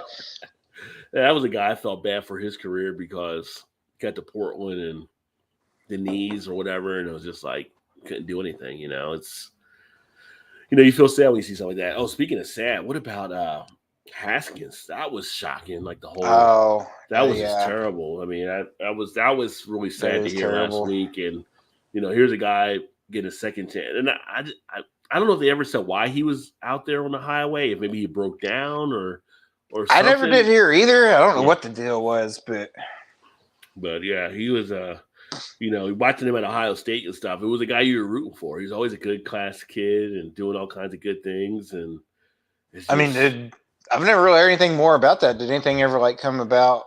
I don't think driver it really or did. anything. Was the driver? He wasn't drunk or anything. No, he wasn't drunk. The driver stayed there or whatever. I think, but it was kind of like, man, how would you?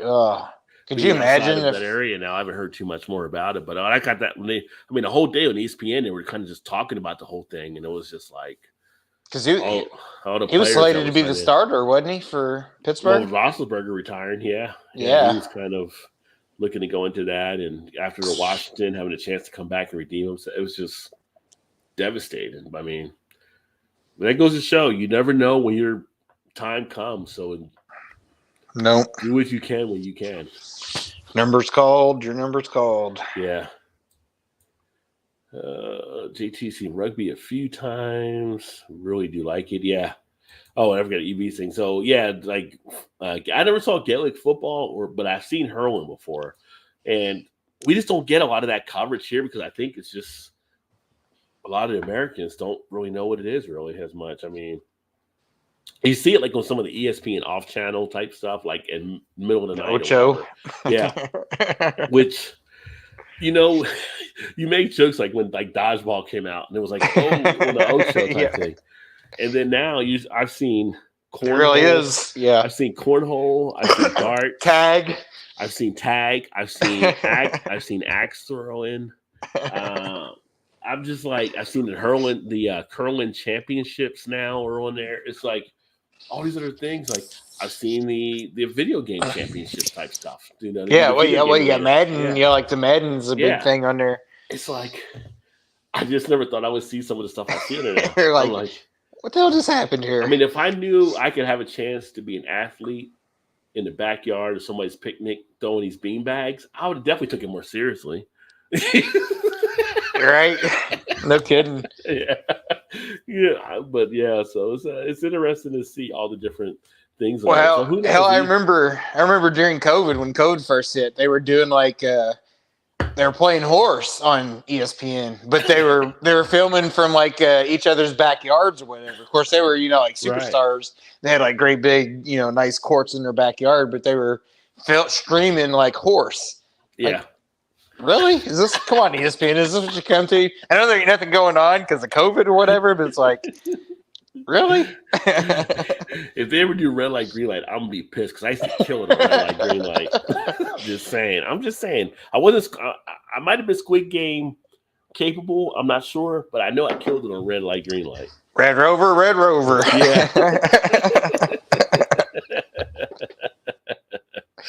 Yeah. Gilbert's Ford, the Sons of Kent, mango passion fruit, hi-fi, sour, nice.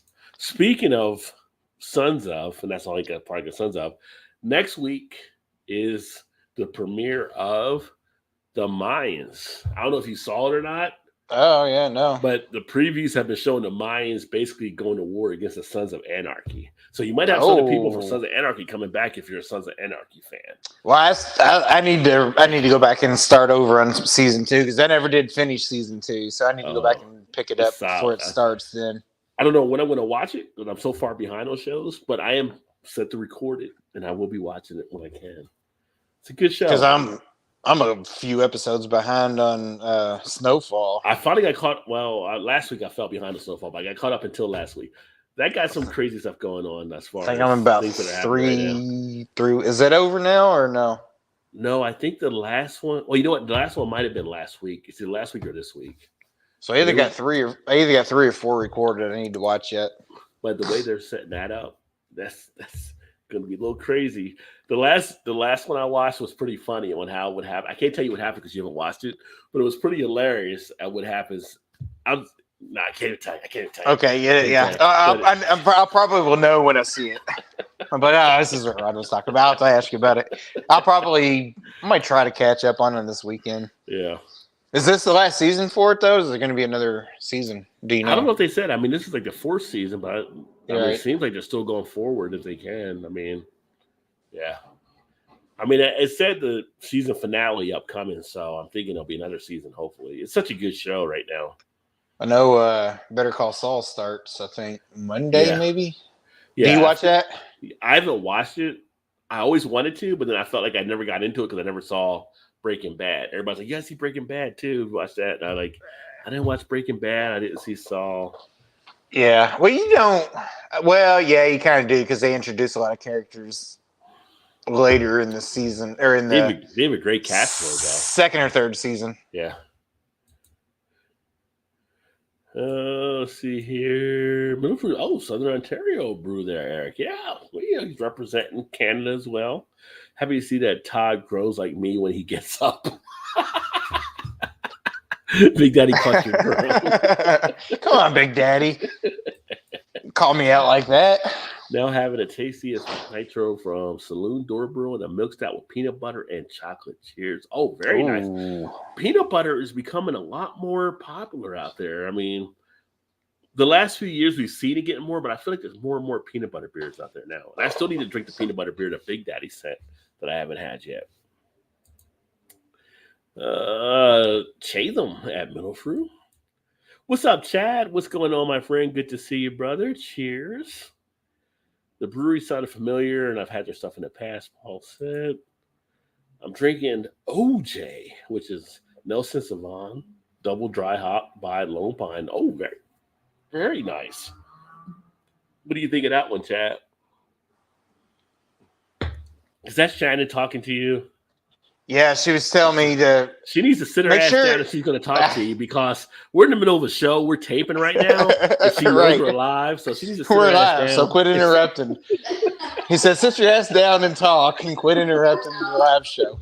Now she said, she heard us talking about TV shows. She's like, well, tell Rod about that show Dark. I said, I already talked to him about it. So I couldn't tell him anything about it other than it was a dubbed over series. She said it was kind of like Netflix. Yeah, Netflix, right? Yeah. She says kind of like Westworld or whatever, sort of. I like it. Kind of like hard to wrap your head around, kind of like time travel type. I like Westworld. Deal or whatever. Yeah. Come back with that. Yeah. Got 8.8 on IMDb. Oh, she says it's an 8. She said it gets an 8.8 on IMDb. Oh, well, they're the ones we're going by now. I'm just saying. I mean, that's pretty good. If it is, that's pretty good. Personally, I prefer Rotten Tomatoes. We have the Rotten Tomatoes score. Rotten Tomatoes, yeah. I wonder what it is on that. And that's actually a good one too, though. I'm gonna go look. Speaking of shows coming back, so they just showed the trailer. I haven't watched it yet, but Stranger Things season 4. And I had to think, did I even see season 3? I can't remember because it's like so long in between that show. I know. And I heard they were splitting it up into two parts for the final. I guess this is the final season. I mean, how old are those kids now? Like 26? They got to be. I mean, they're like Harry Potter, like trying to come back to school or something. Like, what are you doing? Like, I mean, yeah, I don't know. Although I know I didn't finish watching I this, think the I saw last season. something today that teased that Peaky Blinders might be a season 7, and I wasn't fully sure because I didn't recognize the scene, but it says season 7, so I'm hoping we get another Peaky Blinders season. And for people watching, if you have not seen Peaky Blinders, you are missing a great show out there. Peaky Blinders is the shit. So Yeah, we've been wanting to watch that. We just haven't started it yet. oh, it is so good, so good. So Her brother so tells her good. too all the time, like, you need to watch Yeah. that one. She said that show gets 95% on Rotten Tomatoes. Oh, well, you What? Now you're talking. I think next week, for anybody that's a fan of watching some of the comic book movies, I think the Batman shows up on HBO next week, by the way. Because HBO has it after like 45 days from the theater release. Right. So if you have HBO Max. Yeah. So I'm looking forward to checking that out. I'm kind of skeptical because I'm like, the guy, Robert Pattinson, I'm like, I never really watched Robert in a lot of stuff, but I always think of the Twilight thing, but people have told me he's done some pretty good acting things previously. So, well, I heard there's a guy at work that I work with. He's like a big superhero, all kinds, realm of things. And he said in his opinion, he's probably one of the better Batmans that there's been. Oh, okay. Yeah, he said him and his wife, or I don't know if they're married, but his wife, whatever, they went to the movies and saw it, and he said it's probably one of the top 3 Batman movies I've seen. Really? Yeah, okay. That's what he said. He said it was. I know he said it was great. Here. He said it was great. EB really liked it. That's here too. So, and he said, he said he was really good at it. I know he gets more into the detective type side with that one, so I'm looking forward to seeing what it offers, but haven't watched it yet. I actually DVR'd Spider-Man, the first Spider-Man movie that was with Tom Holland or whatever. I've never watched any of the individual Spider-Man movies. As much as I watch the Marvel movies, I've never seen the Homecoming or Away from Home or whatever it is. I haven't seen any of them outside of like when they're the Avengers or Spider-Man was always a good character, but he wasn't one of my favorites. I never really got into it as much. I've never seen a standalone Captain America movie. I just seen the ones where he's in another one. I never seen a standalone Thor movie. I did see Thor Ragnarok because I had to watch that because him and the Hulk were in that one, and I thought that'd be pretty cool. But I haven't watched the other Thor movies, so I don't watch a lot. I'm looking forward to seeing the Punisher come back in the MC universe in the movies with what you call him. Shane. I always say Shane because he plays Shane on Walking Dead. But he's coming back as the Punisher. Yeah. And the guy that did Daredevil is coming back as a Daredevil person. Which both of them were perfect for those roles. So, but that's like part 5 of the MCU universe. I'll probably be dead by the time it comes out. I was like, how many parts do we have in this damn MCU? I could just throw them all out.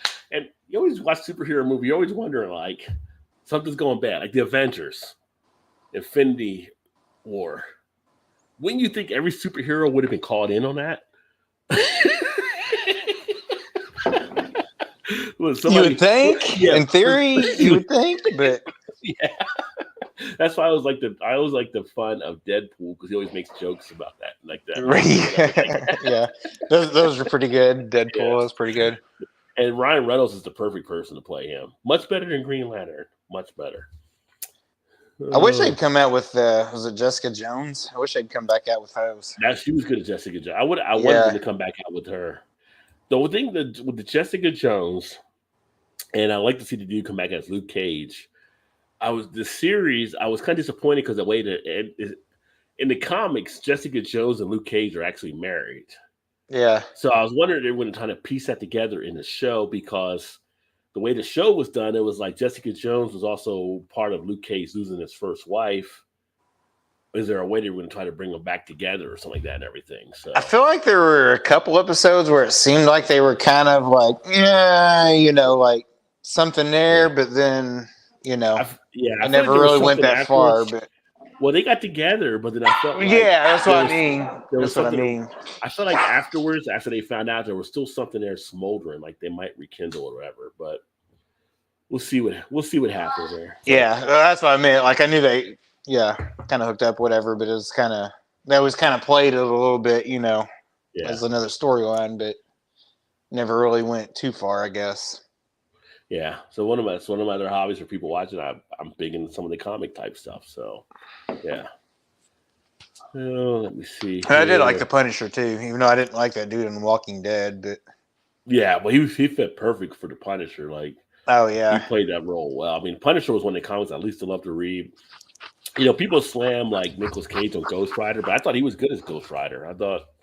I used to read Ghost Rider comics. I thought he played him really well, and he was a fan of Ghost Rider as a kid too. So, you know, I think people weren't used to that kind of role.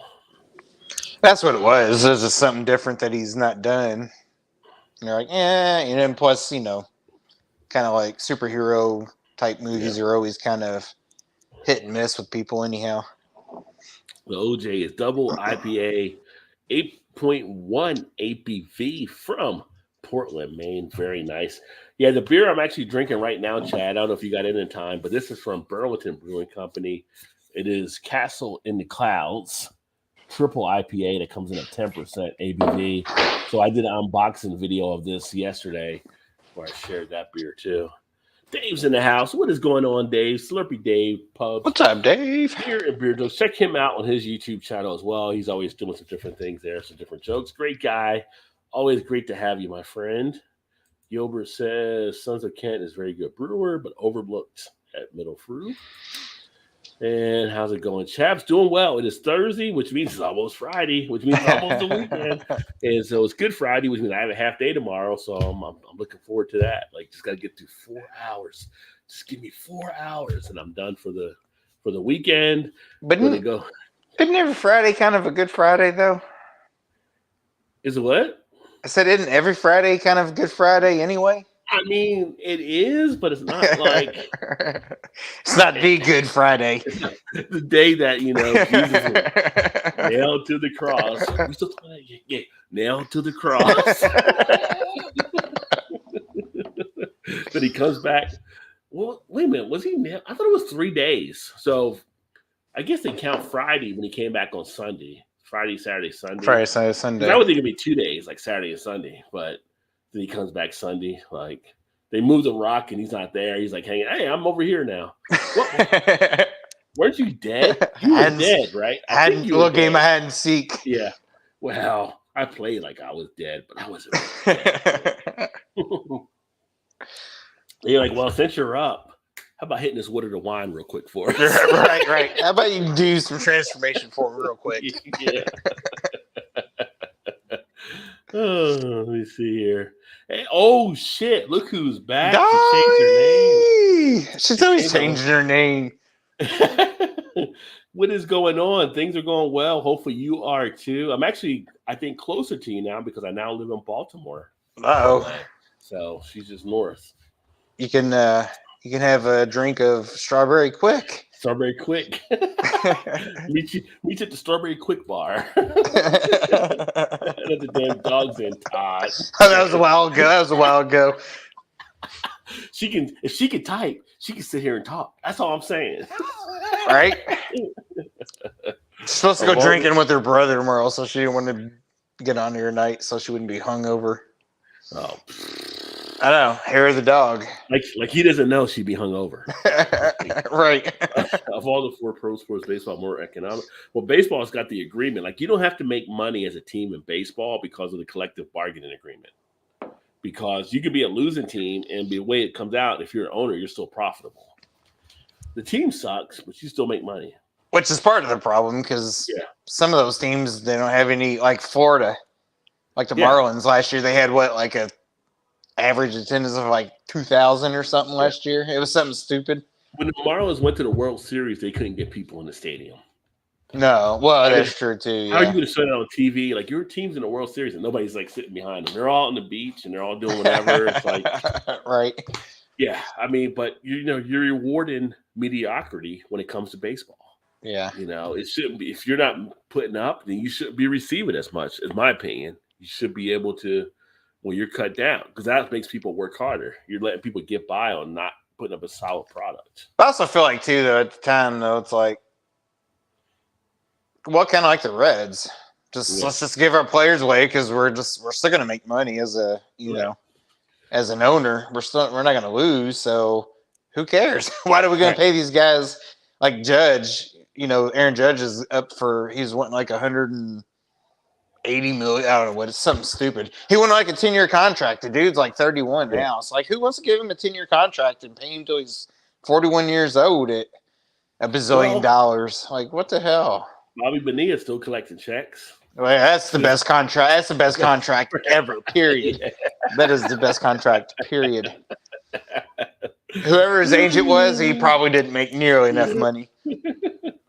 Oh yeah, still collecting checks. And JT said, "Hey, to Shannon." Shannon had way back then. Rick's in the house. What is up, Rick? Cheers, What's up, homie. Rick? Hope all is well. Y'all want to know about some barbecue? Make sure you check out Rick's Barbecue and Specialties. Some great stuff there. Monday night he does his chats, talking to people because he's not cooking those nights usually. And good time to catch up with him. And Rick, get back to me because we're trying to do like a beer barbecue pairing special. So we need to get that all put together. Here's where all sexy people. I don't know about sexy, but drunk? Yeah. Sexy and I know it. Wasn't that the LMFAO? Sexy and Sexy and I know it. What's cooking? Rick JT says briskets. That's what's cooking. Brisket. I love some good brisket though.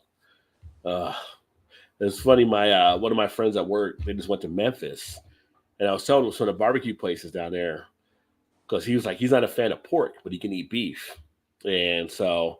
He's like, people were telling him like, oh, they don't have any beef down there. Like, they got beef down there. So we were finding some spots to go to, and he loved it. He found some brisket places, and he said his kids were upset because the brisket, it was like the chopped brisket, and they're used to the sliced brisket up in Cincinnati. I'm like, well, Yeah. brisket can go either way. I mean, Right. Yeah, it's just basically you're changing the texture on it. I just subbed to Rick's channel. I thought I already followed him, but I didn't. Much as you like to grill, you didn't follow I know. Rick? That's why I was thinking. I was like, I'm going to check because I don't know if I follow that or not. No, I do, though. Rick doing some good things down in Texas. With your Foamy, if you're still here, Rick's down in Texas as well. Happy Passover. Indeed. Love the content tonight. New channel, Rajay Beer. Toss one back Thursday. It's just whatever happens, whatever we discuss, whatever comes up. So that's the whole good thing. So open sesame. The theme of the show was just talking over beer, but we share whatever topics come up. So we're kind of just trying to steer the boat right now because Shannon's not here. I was gonna say it's kind of mellow tonight just because the real captain's not here. Last week we had Shannon. We were dodging icebergs. So. Oh God, which is most weeks probably. Yeah. Paul's in the house. PA Brew News. Cheers, homie. What's up, Paul? Another great beer channel for you to check out. If you haven't checked out Paul, PA Brew News, check him out as well. Does some great stuff. Another guy that should be over 1,000 subs as well. And the artwork, phenomenal. I was gonna say, you can go back and look at the old stuff when he used to be able to paint. Yeah, he's our drunk Bob Ross, so we love him. So he's good in that regard. And sports ball talk. He's not as much into the sports stuff as much, but that's all right. Everybody's got their thing. Having a beer on a stick from Alamo Beer Company, a Mexican style lager. Cheers. Oh, nice. Beer on a stick. We talked about it a few weeks ago. Like, what actually is a Mexican style lager? Because there is no description for a Mexican style lager by standards of judging. So it's like, is it with corn? Because there's a lot of American breweries that do corn in their stuff too. So yeah. Mystery type things, like a strong ale. You just throw it in that category. Things that make you go, And people are just like, okay, I guess it is. Yeah, foot hockey. Although some places foot hockey could be something else. Cheers, Paul. True. Drink was from London Soccer Thugs. Nice chance. Yeah. I can see Paul there in a soccer bar just singing along. Oh, God, yeah. He's like, I don't know what we're doing, but I'll sing. Love Alamo Beer. You in San Antonio, Rick was asking. Cheers, JT. I think EB means Australian Football League. No, there's rugby. There's Australian football as well, but there is rugby that shows up on the channels as far as there too, but I don't know. Maybe so, I guess. Happy Zombie Jesus Week.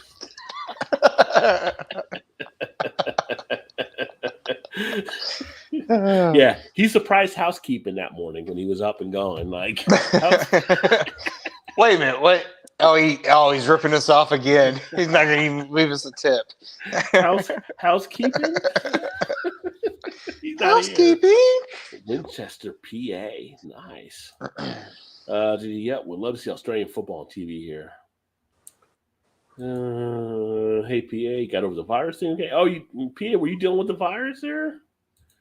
Everything is good on my end, Paul. Cheers.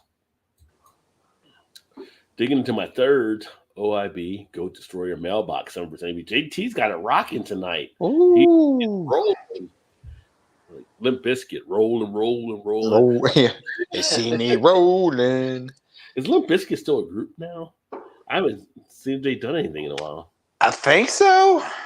I mean, seemed like I saw him on something not too long ago for some reason. I mean, I saw him in a commercial. I think it might have been a Geico commercial with Fred Durst, and they couldn't get the song to cut off because it was Limp Bizkit, and he's like carrying a box in the street. Like maybe that's what I don't know. Yeah, I don't know. I saw him though not too long ago. I know you be digging this shit right here. Good old Fred Durst. I like Limp Bizkit. I like this original stuff. I've got their CD here, so you know. Rolling. Did it all for the nookie. What? Nookie. Yeah. You can have a cookie. Stick it up your It's a catchy tune. That was a good one. Yeah, there's Trez. What's up, Trez? Cheers, homie. Hopefully you got the package, my friend. I've avoided COVID so far, and I'm not superstitious. Yeah, numbers are going up now with this whole new super strain or next strain, whatever strain it is. They say it's more contagious. And it was a Philly had just started masking up again. Yeah. Baltimore might start looking at stuff because they're seeing numbers go up. So, but I still see people driving with masks on. Like, dude, you're in the car by yourself. Why do you have a mask on? I see that sometimes too. Like, what? Like, did they forget, or are they just being even super cautious? I don't understand. Like, you better not show up somewhere hyperventilating when you're driving your car by yourself. Oh, you see. My guy, Rod, you're awesome, bro. Thanks for the great gift. You're welcome, sir. I received today. I can't wait to taste the gifts. Thanks again, Roger. You're so beautiful. I don't want to hope. Well, I appreciate you, homie. I wish we would have caught up more before I had to leave, but I don't know if I told you not last week, but first week of August, I'm back in for a work conference, so we can definitely catch up when I'm back in town there. And then Todd and you and Shannon want to come up. That's fine. It's the first week of August. I don't know the days yet, but it's probably that Monday through Friday or something. You'll be back in Cincy? Yeah, I'll be back in Cincy Cincy or Northern Kentucky, whatever it is. Like our new building is Northern Kentucky, but yeah. Well, message me when you know for sure. Yeah. Or when you figure it out. Trez said, I work around. Definitely test some more. Awesome. He said, what up, Todd, as well? What's up, Trez? So, yeah, well, appreciate you and appreciate you being a member as well to the channel. So hopefully you do enjoy. I try to give you a little bit of a variety there, but thank you for hanging in as long as you have too. Probably figure it out. So when do you think it is? August? It's the first week of August. Is all first week of August? First weekend of August? No, first week. Not the weekend. The week. Well, but you'll be there at some point on the weekend, I'd assume, right? Or no? Well, there's like Monday and fly out Friday. I wouldn't be there for the weekend. So, but Janice is probably coming too. So if Shannon wants to get together with her, that's fine. All right. Let's see. GTL, so the first week is August 1st. The first weekend or the first week? The first week. That Monday is August 1st. So the 1st through the 5th then, I guess? Somewhere in that time frame, yeah. Okay. Although, it's not like we might not. I mean, we could stay through the weekend, maybe, depending on what's going on. So, but we'll figure it out. I mean, if it's just during the week, I'll have to get some time off. Yeah, I know. Which is no problem, but I know the work stuff is during the week, but it depends because you would see some people when we're back as well. So, that's what I was wondering, like if you were coming early or staying maybe through the weekend after or whatever. We'll figure it out. Yeah, okay. JT said, with extra in the Dark Knight, you can kind of see me in the assassination. So Were you in the part, because they actually shot part of that movie at Lagunitas' warehouse. So were you in the part at Lagunitas when they did the assassination scene? Oh, really? Okay, I didn't know that. Completely agree with the co-worker's assessment. That's awesome, JT. And stream is so relaxed with absence of Shannon. Please don't hurt me. It's just us relaxing. We're just relaxing, you know. Just a chill kind of, you know. We don't know what Shannon. We're like, what is she going to say next? We don't know. We don't know. We don't rehearse. We don't practice. It's just we're on our toes as well. So while I'm thinking about it, she did say she wanted me to ask you if Saturday night would be a good question game night. Not this Saturday because I'll be that's Jersey. Right. You're going to be in Jersey. That's right. I forgot about that. Okay. Yeah. Because she's off this weekend, so. She could have came in tonight. We could have done questions. You know, I'm just saying. She's off in the morning. I tried to get her. I mean, she did have to work today, but she did a couple weeks ago too, and still showed up. So, yeah. If she wasn't drinking tomorrow, she totally would have been here tonight. I think for sure. Yeah. I mean, you know, I thought she was a trooper. I thought she can go all out every day as needed. You know, I mean, not all of us have that skill. I understand. Yeah. I'm just. Well, I think it was kind of. I think it was kind of like getting in her conscience a little bit. She's like, well, last week it was a Thursday, Friday, Saturday. The week before that, I think it was the same thing. She's like, this is getting ridiculous. 3 days in a row or 4 days in a row on a weekend or whatever. Like, what? Okay, it's fine. Whatever. We call it a trend. We call it a trend. You know, so right. That's how we roll. Right. Big Daddy says, funny. We all have comic book nerd friends. My buddy loved Batman, but hated the new Spider-Man. He really liked the new Spider-Man, really. I've heard a lot of people like that really like Tom Holland is the new Spider-Man, but some did like Garfield. It's, you know, I don't hear as much people that liked who was the first one? It was for Spider-Man? Elijah. No, it was are you talking about Spider-Man? Yeah, Spider-Man. Oh, it was what's his name? It was Elijah something, right? Like he was dancing in Spider-Man 3. Eli. No, I was talking back like even before that. It was dang, what the hell was his name? Before that, what, you go to Electric Company or something? Like what before what? You said Spider-Man 3 or whatever, right? Yeah, it was Elijah Wood was that Spider-Man. He was the first 3 Spider-Man, Elijah Wood. No, Tobey Maguire. Who's Elijah Wood? I guess it was Tobey Maguire. They kind of look alike, I think, though, a little bit. Maybe I guess I'm confused then. It was Tobey Maguire and Kristen Dunst was in the. I thought Elijah Wood was the guy. That's Tobey Maguire. They do look alike. Yeah, I was gonna say they kind of look alike. I think. Oh my God! It was Tobey Maguire. Oh my God! I was like, that wasn't him. No, that wasn't who played him. That's some doppelganger shit right there. Well, then I was thinking, it was like, well, maybe he's talking about a different Spider-Man I didn't know of. But although I just watched Sin City again, and Elijah Wood was in that one. Kind of freaky type character. That's a dark comic.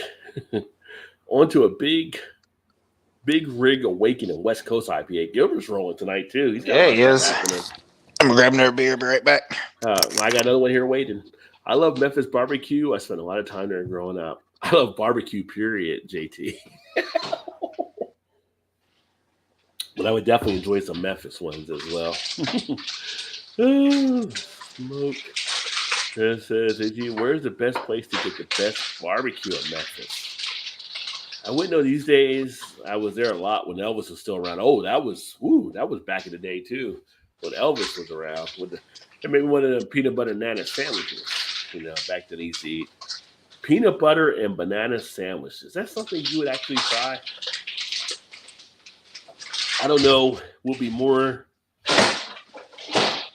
hillbilly-ish, I guess. Peanut butter and nana or fried bologna. I don't know. Which one would that be? I should run a poll on that. Cool. Limp Bizkit is still around making music. Yeah, I haven't heard much from them and everything, but like I said, I enjoy Limp Bizkit. Not Limp Biscuit, the group Limp Biscuit, not the actual Limp Biscuit. That's a whole different type of situation. Yeah, I'll put August on alert. Todd, please come as well. I would love to meet you, bro. Yeah, definitely. Oh yeah, for sure. Well, hell, Trez, I can come to Cincinnati anytime. It's not that far away. Yeah, he's down there in the Ville, so we could always come up here on a stay the night or something and hang out if you wanted to. Jungle Gyms. Oh yeah, make a jungle. Yeah, I've got to do a Jungle Gyms run. For the Dark Knight, spend a day on the street in the South Street in Chicago. You could barely make me out for half a second in front of the Board of Trade Building. But you're in the credits if you're in the movie, I'm sure. As the bomb goes off while the mayor is speaking at the funeral. Gotcha. Do you get any royalties for that? A peanut butter and banana is quite good, actually. So JT has had the peanut butter and banana sandwich that Elvis used to frequent. I've never thought about doing a peanut butter and banana sandwich. Have you ever thought about doing that? I've never had one, but I mean, I'm sure it's got to be good. I would think. I mean, it was good enough for Elvis. Didn't he toast it like a grilled cheese or something? Also, or no? Oh, I don't know. I mean, he might have made like a s'mores type thing, maybe. I was saying, what would be more hillbilly-ish, the peanut butter and nana or the fried bologna? Oh, definitely the bologna. I mean, that's kind of hillbilly-ish in a sense by itself, isn't it? Which one would be more? Yeah. Sweet. Yeah, Trent said. And peanut butter and bacon sandwich on the toilet. Is that when he died? I think it is. I think it is what it was. He had a peanut butter and bacon when he died there. Could you imagine? I mean, you can't imagine because you'd be dead, but you die in the toilet. And you're sitting there holding the peanut butter and bacon sandwich, and it's like, I mean, ass up, peanut butter out. I mean, if you're gonna go, I mean, it's got to be right up there towards the top of things to be doing when you die, right? Sort of, maybe. I mean, not number one, but you know. I mean, does that guy say shitter's full, Clark? I mean, I don't know. Shitter's full. Can he even get Elvis out through the doorway at that point? I mean, you know, he was a big fan. No, he was. I think he was bloated anyway. The Trez hitting up Jungle Gyms tomorrow. They do have a great humidor section of cigars as well there too. Party Source has some decent cigars as well, but Jungle Gyms, I mean, Jungle Gyms is just an adult playground. Trez knows. I mean, it's just like Trez. That's not even fair. It's not even fair. Even when I saw the candy section, I was like, I haven't seen this shit for years. I thought these candies weren't even available anymore. So you're buying, and the candy section is right off where the alcohol section is, and we all know about the hot sauce section. So it's like that's what I was gonna say. It's like that hot sauce section is like I don't even know there. I mean, is there really that many places that make hot sauces? you think something named Diablo would be the hottest, but it's like, oh, hotter than Diablo. What? What is hotter than Diablo? Yeah, like, really. Like, huh? Diablo is the top level, right? Like, no, there's hotter than Diablo. Yeah, Jungle Gyms is the spot. Have the ingredients in your kitchen right now. Yeah, actually, I don't have any peanut butter here. I have banana. I do have bacon, but I don't have peanut butter. But is a fried bologna the same as a pork roll sandwich? No. Talking to a Jersey guy. You're talking to a Jersey guy. Pork roll is not the same as bologna. Just like a fried bologna isn't the same as a hot dog. Although it tastes very similar, it's a different type of experience. So pork roll is different. Although I was never a huge pork roll person growing up in Jersey, but there's people that swear by it. I actually shared a bit about I mean, what exactly is a pork roll sandwich? Well, pork roll is like meat. It's like for lack of a better term, a sausage type wrapper. It's not sausage. Oh, okay. Like casing or something? And casing. So you slice it off and you can fry it and do stuff with it to eat it and enjoy it. Some people can, I think, eat out of the package or whatever. But it's like it's kind of like it's like a Jersey PA thing. Like Northeast is just like, yeah. But what kind of pork? Is it like a sausage or like a pulled pork? It's not a sausage or something? It's like, I don't know what all the meat is for the pork in the pork roll, but it's just like if you were slicing off, you slice it off and you just take off the wrap around and you throw it like in a frying pan. and it'd be like I a mean- side of pork roll with like potatoes or eggs or something like that and everything. It's pork roll. It's like you guys play in Jersey. It's like Lewis Black just did a special about talking about pork roll in New Jersey and like how they argued about North Jersey and South Jersey and about what pork roll was. So it's just Okay. it's kind of like there's a thing up here called scrapple, which is very common in what you would know as geta. Yeah.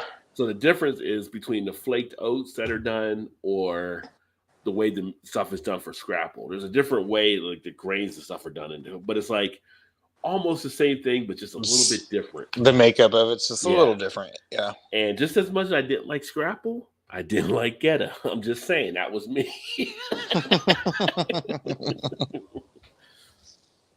Yeah. Let me see here.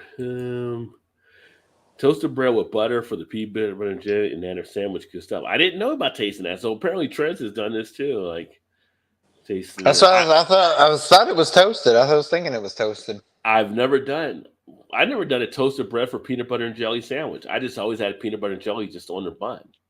But he said he just toasted it for peanut butter and jelly, which is interesting because again, I've never done the fried bologna until you guys told me about really doing the fried. I mean, I knew about it because my wife's family knew about it, but I never really had one until like a few years ago. But yeah, I did used to do like just toast instead of using butter. Had put peanut butter on it on toast because it kind of melts down a little bit, like not fully melted down like butter melts, but it does kind of get a little I want to say runny because it doesn't like drip off or anything, but it does kind of. I don't know. It changes the peanut. It's good though. I liked it. It's good. That's the rumor about the peanut butter and bacon sandwich. Yeah, nobody really knows. Like, give me a Diablo sandwich and a Dr. Pepper and make it snappy, right? Yeah, some of the hot sauces that you can get. Ooh. Please let Todd know. Just kidding. No offense about Shannon. He knows. Yeah. She reminds me somewhat about my SWMB. I don't know. So what would that be? I don't even know what that would be. I don't even know what that is there. So no, it's all good. I didn't take no offense to any of that. The benzo sleeping pills mix were the bigger problem. Well, wait a minute. Are you at Bill Cosby's house tonight, Gilbert? What's going on? Don't eat the pudding pop. House Cigars, best price grab cigars. They allow you to bring your own bottle of whatever you drink. Oh, really? Oh, wow. Nice place. House Cigars is any type of cigar you could ever think of. Awesome. Where is that at for House of Cigars? I would definitely like when I come back up there, if we want to hook up and try to catch up to that place, that'd be pretty cool. Similar to a ham steak. Not the pork roll, though. A ham steak and pork roll to me are different. Because I like a ham steak. Now, you got a toasted bread and a PB&J warm peanut butter is amazing. I've never done it. Right, yeah. This is just something new to me. Just like the fried bologna. It's all new to me. So I commented on that before you said that, but it does. It kind of changes the. It's weird, but it's so good. It's so good. What's up, Dee? Cheers, homie. Double D. Hopefully you're having a great day. What time's the tea time tomorrow, Dee? Come on. Oh, well, it's tea time. 10 o'clock. Yeah. I would definitely enjoy. I haven't had a cigar actually since being here because I don't have a balcony or whatever, and it's like a non-smoking building. But it's not a non-drinking building, so I'm going to crack open another beer. I did crack one open. I did DO 340's laser snake. Oh, the laser snake, very nice. Dee says 10 a.m. Of course, he has a tea time tomorrow. As I said, 10, Not too early, not too late, just the right time. Cigars off Tuesday my ease. We can definitely go. Definitely, for sure. You guys missed my Smoking a Bandit quote. Smoking a Bandit, is that the... Which quote was it for Smoking a Bandit? Did you have quotation marks? I don't know if it's a quote. There was no quotation marks. Right. I'm just saying. Oh, wait a minute. Maybe it was this one. Give me a Diablo sandwich and a Dr. Pepper and make it snap. So, there you go. Was that I don't know. Was that the rest area when he was there and he met Bandit and didn't know it was Bandit? Right, I got my golfer styling the profile. Come on. Is it like, I mean, my guy's styling profiles for sure. I mean, even if Shannon come on with some of my golf, that's just, it's flavor. You're not out there in t-shirt and shorts. Flavor in your ear. Lace players are t-shirt and shorts out there. So Tank tops. yes. I used to love Smokey the Bandit, by the way. But away from that, I'm going to now crack open a Crooked Run Imperial Milk Stout with peanut butter, marshmallows, and cacao nibs. 10% ABV. We are 10 across You the are board on tonight. that. You're on that. Yeah. And this is the melt. So this is the melt here that I'm going to crack open and check out because, it's later in the evening. You cap it off with a little Imperial Stout. You can't do IPAs all the time. And you only got to work 4 hours tomorrow, Yeah. so. Right. Oops. Uh-oh. Uh-oh. It's an explosion. Oh, that's going to suck. All right.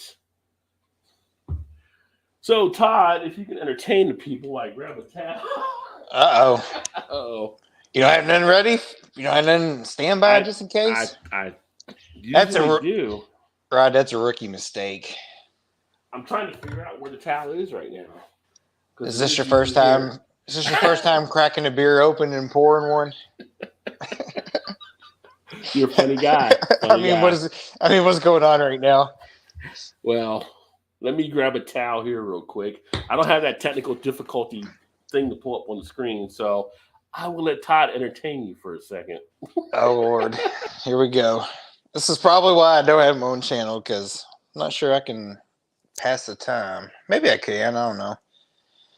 So how's everybody doing out there? I mean, you've only been with us for what? A couple hours now, so probably the same. I don't know.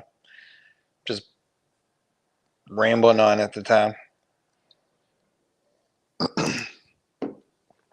And I Texting do have Shannon the towel. too. It was just to the side, so I got to wipe this up real quick. So I gotta have it like around your neck, just in case.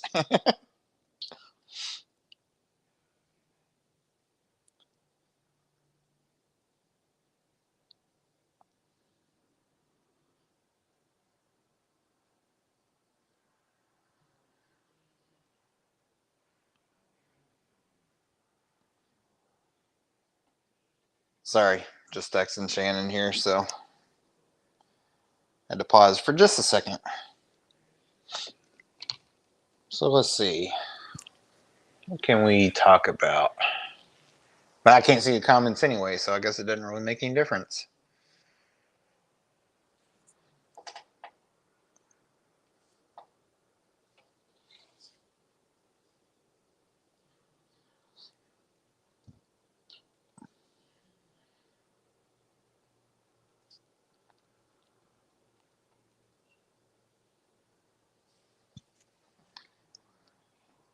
All right, There he is. Back. In my Joe Biden voice, look, folks, this stuff happens. I was starting to say, it's like I was going to talk to everybody, and I'm like, well, I can't see the comments anyway, so there kind of isn't really any point at this point. Nothing like a live stream when shit happens. So, hey, the good thing That's what makes it live. The majority's in the glass. That's what matters. So, that thing foamed up like a, yeah, I don't know, like something. Something like Epstein Island. It's got a lot of head. Something else like Epstein Island. That's what she said. But it is tasty. It's got a sweetness to it, a nice richness. Nice chocolatey feel. A little bit of vanilla. Caramelly type texture. It's not bad. You definitely get the marshmallow out of it too, so it has that marshmallow appeal. But I have a review of that one upcoming on the channel. There you go. Yeah, shit was crazy. Shit got out of control. Out of control. Did not expect that to happen. So, let me see here. EB said sent me a pic on Facebook, so I'll have to check out EB's golfer there, see how he's rolling. Oh, she who must, You must be be obeyed. obeyed. Wife. Okay, gotcha. Toasted bread, awesome. Do you toast the bread too, Diddy? I've never known about toasting the bread for peanut butter and jelly. I mean, outside of a grilled cheese, I don't know why you would toast bread. I mean, I guess you could on a ham and cheese. I've seen that before, but it's just more Well, extra yeah, work. yeah, you could, yeah. No, you got to try it. Just like the fried bologna, you got to try a toasted piece of bread with peanut butter and jelly if you want to Yeah. put jelly on it. Peanut butter, at least, anyway. Oh, you need some rubber mats under your computer table. Well, this rarely ever happens, so maybe because I had to sit out for a bit, but that's all right. First time, long time. The eclectic thumbs up, and beer looks good. Todd, what are you drinking? That's the one that you had there.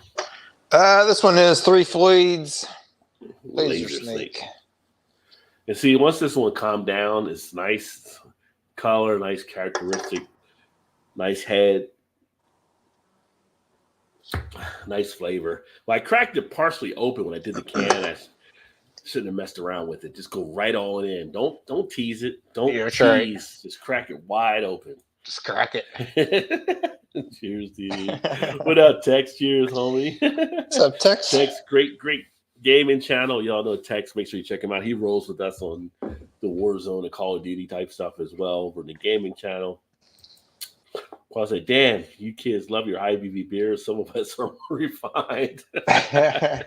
Well, I mean, we're also known as amateurs. No, I'm just kidding. I mean, we're Americans. Go big or go home, right? That's right. That's how we roll. Come big or don't come at all. It's not a party till somebody passes out. Just don't do it at Bill Cosby's house. Right. Or R. Kelly. Or Epstein. Definitely wouldn't do it at Epstein Island. Or I feel like that list is pretty big. Well, apparently at Hugh Hefner's place now, as more Hugh Hefner stuff comes out, it's like all this stuff comes out about Hugh Hefner. How could nobody complain when he was alive? Right. I mean, you didn't hear all this stuff. I mean, I'm just saying, it's after the fact. That's all. You know. Have you watched any of that documentary? I haven't. I Docuseries or whatever. On it. I feel like gets to a point of almost a ganging up type. It's like, I'm not saying it's not, because I mean, but I feel like he was like, if you're a playmate and you're living in a thing, he's probably going to have sex with you. I just feel that's the case. Right. You know, it's kind of like, I feel like that's going to probably happen at some point. Kind of underlying, you probably part of the deal. And to not think it was going to happen, I'm like, I'm not sure about that. But I almost feel like a lot of this stuff should have been exposed when he was actually alive. I mean, not that he could defend himself any more than like Bill Cosby or somebody did, but it's just like everybody kind of waited till he died before they said something. It's kind of like, well, you waited. Other people were basically being abused. You're right. Well, Yeah. true. Yeah. True. Yeah, I mean, the guy didn't change clothes outside of a robe for how many years? So I'm like, I know. He's definitely going for easy access. I'm just saying. I'm just saying. It's like, oh, whoops. Yeah. I did see the one comment about from I guess it was Holly or whatever, like how one time they had to, I guess his handlers had to roll him on top of her or something. I'm like, that's just whoa, yeah. I'm like, dude, that's not in my job description, dog. That's not right. That's not one of my duties to roll you on top. I'm just saying, you know, I took this job for various things, and that was not. That wasn't part of it. Yeah. Right. I just rolled him off the other way and took his place. Yeah. That's all on you and your walker. So yeah. Oh, say Facebook request CB James Thurston Davis. The sub. I sent the Facebook request. Sally. Nobody. What do you mean you were ignored? Facebook there's so many Facebook requests that come in now. I get Facebook requests from people in China. It's like, it's in Chinese. Like, I don't even know how to read this thing, you know? So, right.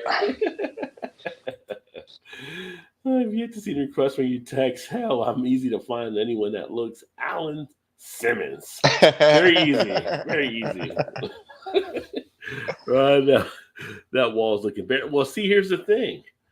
I'm in an apartment. So I'm like, I don't want to hang stuff up. I got to unpack in a few months or whatever to take down again. So it'll probably be bare for a bit unless I put like a Sierra Nevada mirror or something else behind me. I just don't want to having to deal with that. And plus, when you're I don't renting, blame you. you're renting, they're like, oh, we're going to take out a security deposit because you put nails and holes in the wall. So Right. Yeah, because they'll find everything they yeah, can. they'll find everything they can. I mean, they're worse than the Maryland DMV, so they're going to get the no lube out as well, and they're going to you. So yeah, so They're like, you're already used to it by now, so just Yeah. get in line. yeah. Just get in line. Next. This is the worst Groundhog Day ever. Again. Please, somebody make it stop. It keeps happening to me. Yeah. Who are you going to call? Ghostbusters? I hope my wife doesn't do it until after I die. I'm sure they'll write about her. Yeah. Oh man, yeah. It's like all this stuff happens like after he died, and you're like, why didn't anybody say anything before? Again, not to say this stuff is being made up or anything like that or anything. It's just like if there's other people that are in jeopardy, you would think you would want to get the news out there. Yeah, you other kinda people avoid it. at this point, you kind of wonder. Well, I mean, kind of what drives it, I guess. But it's like, what's the driving force truly behind that? Like you said, that could have like saved probably a lot of people at some point. Yeah, I know money's a big factor and stuff. I mean, I think some of those women probably kept quiet with the Bill Cosby stuff for whatever reason. Right. The same. That's what I was going to say. It's kind of the same deal with him. It's like one person speaks, then they all start speaking. Yeah. I mean, they were talking about, not to bring it back up again because it's been everywhere, right? The whole Will Smith slap. And it's like, they're not going to take his Oscar away because they never took it away from Roman Polanski, who basically raped a 13-year-old girl. But he basically left the country and still escaped going to prison. It's like, because he was in a country that didn't extradite, Right.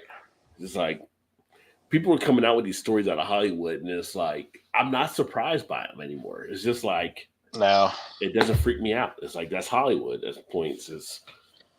Bill Cosby didn't invent the casting couch. We knew that was out there ahead of time. There's been enough stories written about those type of things. Yeah, some of it. Yeah, that was, at this point, I was like, you didn't know about that? Or are you just doing that? You're way behind the time. What were you doing? Yeah. Like that was a long time. It was so 1970s. Yeah. I mean, even when the Mike Tyson incident happened, and again, not that it's not saying anything right or wrong in it. It's just a guy calls you to his room at 2-something in the morning. You kind of know something is kind of happening there. I mean, as far as nothing good happens after 12 a.m. as your mom used to say when you go out, like nothing ever happens good after 12 a.m. There's a reason Waffle House is still open at that time. Yeah, it's like, I don't know. It's just Hollywood does not surprise anymore. It's just like all this, but it's funny just how the hypocrisy still shows up on stuff. It's kind of like, people are talking about how Will Smith got a standing ovation for winning the Oscar and stuff. And like you guys all acted like nothing just happened a few minutes ago when he like walked up on Chris Rock. Like, it's just, right. It's just Hollywood. It's just the way it is at times. I liked his reaction. It was like, oh, Will Smith just slapped the shit out of me. Yeah. Now, Tony Rock, his brother, who's a comedian, he went on stage afterwards. He's talking about he would have done that shit to him. He would have whooped Will's ass. I heard that. Yeah, that was funny. We got Erie in the house. Says, "Party can What's up, Erie? Were you taking a nap tonight? You take a nap earlier?" Oh, and Todd Solo. Let's just be a rule. He used to pound a whole beer. Oh, when you're solo, you have to chug. New rule. I haven't chugged a beer in a while. I was thinking about doing trying another boot challenge to chug a beer, but I feel like the last time I did it last year, I didn't feel like I put up my best effort. So I feel like I need to chug another beer. It's funny that he said that because I almost started the show out that way. Because chugging a beer? but it was going to be a Miller Lite only because today I was talking about my dad when we went to the Yankees and Reds game, Mhm. but today marks the 9th year anniversary of when he passed away. Mm. So he was always a big Miller Lite drinker. So I almost started the show that way. It was just like I was just gonna chug one down just because, and That would have all been in good faith. Yeah. But Well, I didn't. So cheers to your dad, my friend. thank you. Yeah. I can't chug that 10%. I mean, I could chug the 10%. Yeah, but but yeah. Nelly. Go ahead and turn it off now and then, Be like the old Keith Jackson. Whoa, Nelly. Oh, Nelly. I toast BLT. So Big Daddy toast BLTs. I don't know if I ever made a BLT. I've had a BLT. I just don't know if I ever made them, but he said he toasted BLTs. Do you toast them? Do you have bacon, lettuce, tomato at times? No, I don't really too much. Yeah. I'm not I like tomatoes, but I don't like them as much raw. Yeah. Well, that's good. You had a nice longer than usual nap, and JT says, "Ooh, cheers, Ari."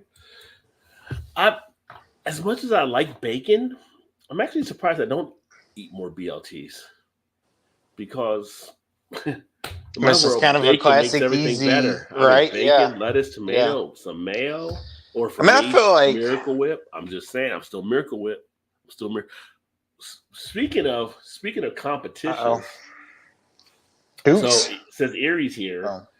We were talking before Krispy Kreme and Dunkin' Donuts. Like we talked on our gaming channel last week on the food that built America. They had Krispy Kreme and Dunkin' Donut in the wars. Oh, I missed that one. That was actually a pretty good one there. Oh, I missed that one. So it was the north of Dunkin' Donuts and the south of Krispy Kreme, and people were telling the stories about how it was built up and everything like that with Krispy Kreme. And Krispy Kreme actually puts what was it they had into it? I don't know if it was egg or something they do in the glaze or something like that and everything, but it gave something different to the texture of it, which made them actually become even that much more stronger. But then Dunkin' Donuts, when they came out, they were competing at the same time, but they were like going for a Baskin Robbins type thing, like 52 flavors or whatever. Right. Each week they want you to be able to taste a different donut. Something different. Okay, that's why they have so many different varieties of it. And it was interesting. I'm telling you, the Food That Built America on History Channel is one of the most interesting shows. Oh, it is. And I guess I was thinking it was the last one that was on, but I guess it wasn't, because the last one I saw was the Dairy Queen and Dave Thomas with Wendy's. Was that? I guess that was last week. Dairy I guess Queen, it was Dairy Queen versus. Oh, I'm sorry, KFC and Wendy's is what it was. KFC and Wendy's. Yeah. The one before that was Dairy Queen and whatever the other ice cream Calderons or something like that. I can't think of what it was. Because Dairy Queen came out with the soft serve thing, but it was yeah, that was Carvel. the week. It was Carvel. Carvel, yeah, Carvel's. Yeah, that was the week before. Yeah, so I the last one. I grew up at Carvel, New Jersey. Yeah, so the last one was KFC and Wendy's, which is Dave Thomas, which I had no idea that he was at KFC before that. So I was like, well, that's kind of cool. See, I didn't see that one. I didn't. Oh, you didn't? Yeah. Oh, that was a good one. Yeah. So I was thinking that was this week, but maybe it was last week. Oh, that was a good one, because it was like, holy shit! Because they were like the first, like Wendy's was like one of the first ones to actually do like a drive-through. Yeah, it's interesting like how these people are connected, because like the guy that created Reese's was like under, I don't know if it was under Hershey's or one of the other ones, but he ended up losing his job or whatever and came up with Reese's and stuff, and they competed against. It's just like it's very interesting. Cool how that it is. Yeah, pan out and stuff. And when he created the Reese's peanut butter cup, it was pretty much his last gasp chance to actually come up with something that he was able to create that, because he was basically pretty much on bankruptcy at the time. So it's just interesting to watch how these stores, and the guy that created when it was Blippy versus Subway. Yeah, that was a good one too. Yeah, that was a good one there too. I got the perfect name, Pete Submarines, and people thought it was pizza. He called it Pete Submarines, and they were like, "I came in to order pizza," and it's like, "No, it's a sub. We're subs." Yeah, like it says pizza. Yeah, yeah. Like no. I mean, it's one of my favorite shows to actually watch when I can catch it and stuff. I started watching it just because you were talking about it, so I just started watching it. I was like, I'll watch it every week now whenever I catch it on. But it's the food that built America. They got like that's why I like the machines that built America, or the cars that built America. Like the car ones are interesting because it's like Ford and Rolls Royce and all these different car dealerships how they win against each other. But the food ones I really find just interesting. Like they had the whole Mrs. Fields. I don't know if you saw the Mrs. Fields one. No, I haven't seen that one. But it was basically like she was like come up with something, and it was like she went to like something when she came out of college or whatever and said something about I forgot what word it was, but she said it wrong, and the guy's like, no, it's actually pronounced this, and it's like if you can't talk here, why would we hire? And pretty much pushes her aside at the time. And so she realized she would never be more than a Mrs., but she ended up creating the Mrs. Fields, selling at the mall, making these cookies. And she was the first one to really go out there and give you the samples because she wasn't getting people coming in. So she would go out in the mall and say, try one of these try cookies. Come try these. And then like people started showing up to advertising. order them. And it was just like, and she took off from there. And she was like, created like a network frame because she was very much in control of how she wanted her stores to be handled. She didn't want to delegate. So she basically created one of the first intranet networks where she could actually monitor from one location all of her stores. Oh wow! So she can keep control of stuff. So it's just all this fascinating stuff that happens. But like when she went to go get the money to increase stuff, they'd have to ask the husband because women couldn't get the right to their own credit to like the late 80s. So before that point, their husband had to sign off on stuff. I don't know if a lot of people realize that. So her husband had to sign off for her to be able to get a loan on different things, which was interesting in itself. Oh, yeah. That's crazy. And the husband ended up quitting his job to work with her on building her business. So, but we all know Mrs. Fields now. We know some good shit that she right. So, yeah. Right. Yeah, but definitely check out the Wendy's and KFC one if you can, because that was pretty good. That was good. Yeah. Like I learned some stuff, and I was like, oh, shit. One, I didn't know Dave Thomas started with KFC. Yeah, Two, I didn't either. The guy that was the owner of KFC at the time royally just screwed him over big time. Because he was like I don't know if he was like a board member or I want to say he was vice president, but he was like a higher up. And they bought his shares out for like $50,000. Yeah. And it was like, come find out it was worth like $2 million. So he was trying to go back and get the rest of his money. And they're like, we done paid you off. Like, you go on. You messed up. Yeah. But then in like full circle, the guy that was partners with the guy that kind of screwed him over ended up coming over to Wendy's with him later on. And he to branch it out big time. And it got huge, of course back then it got huge.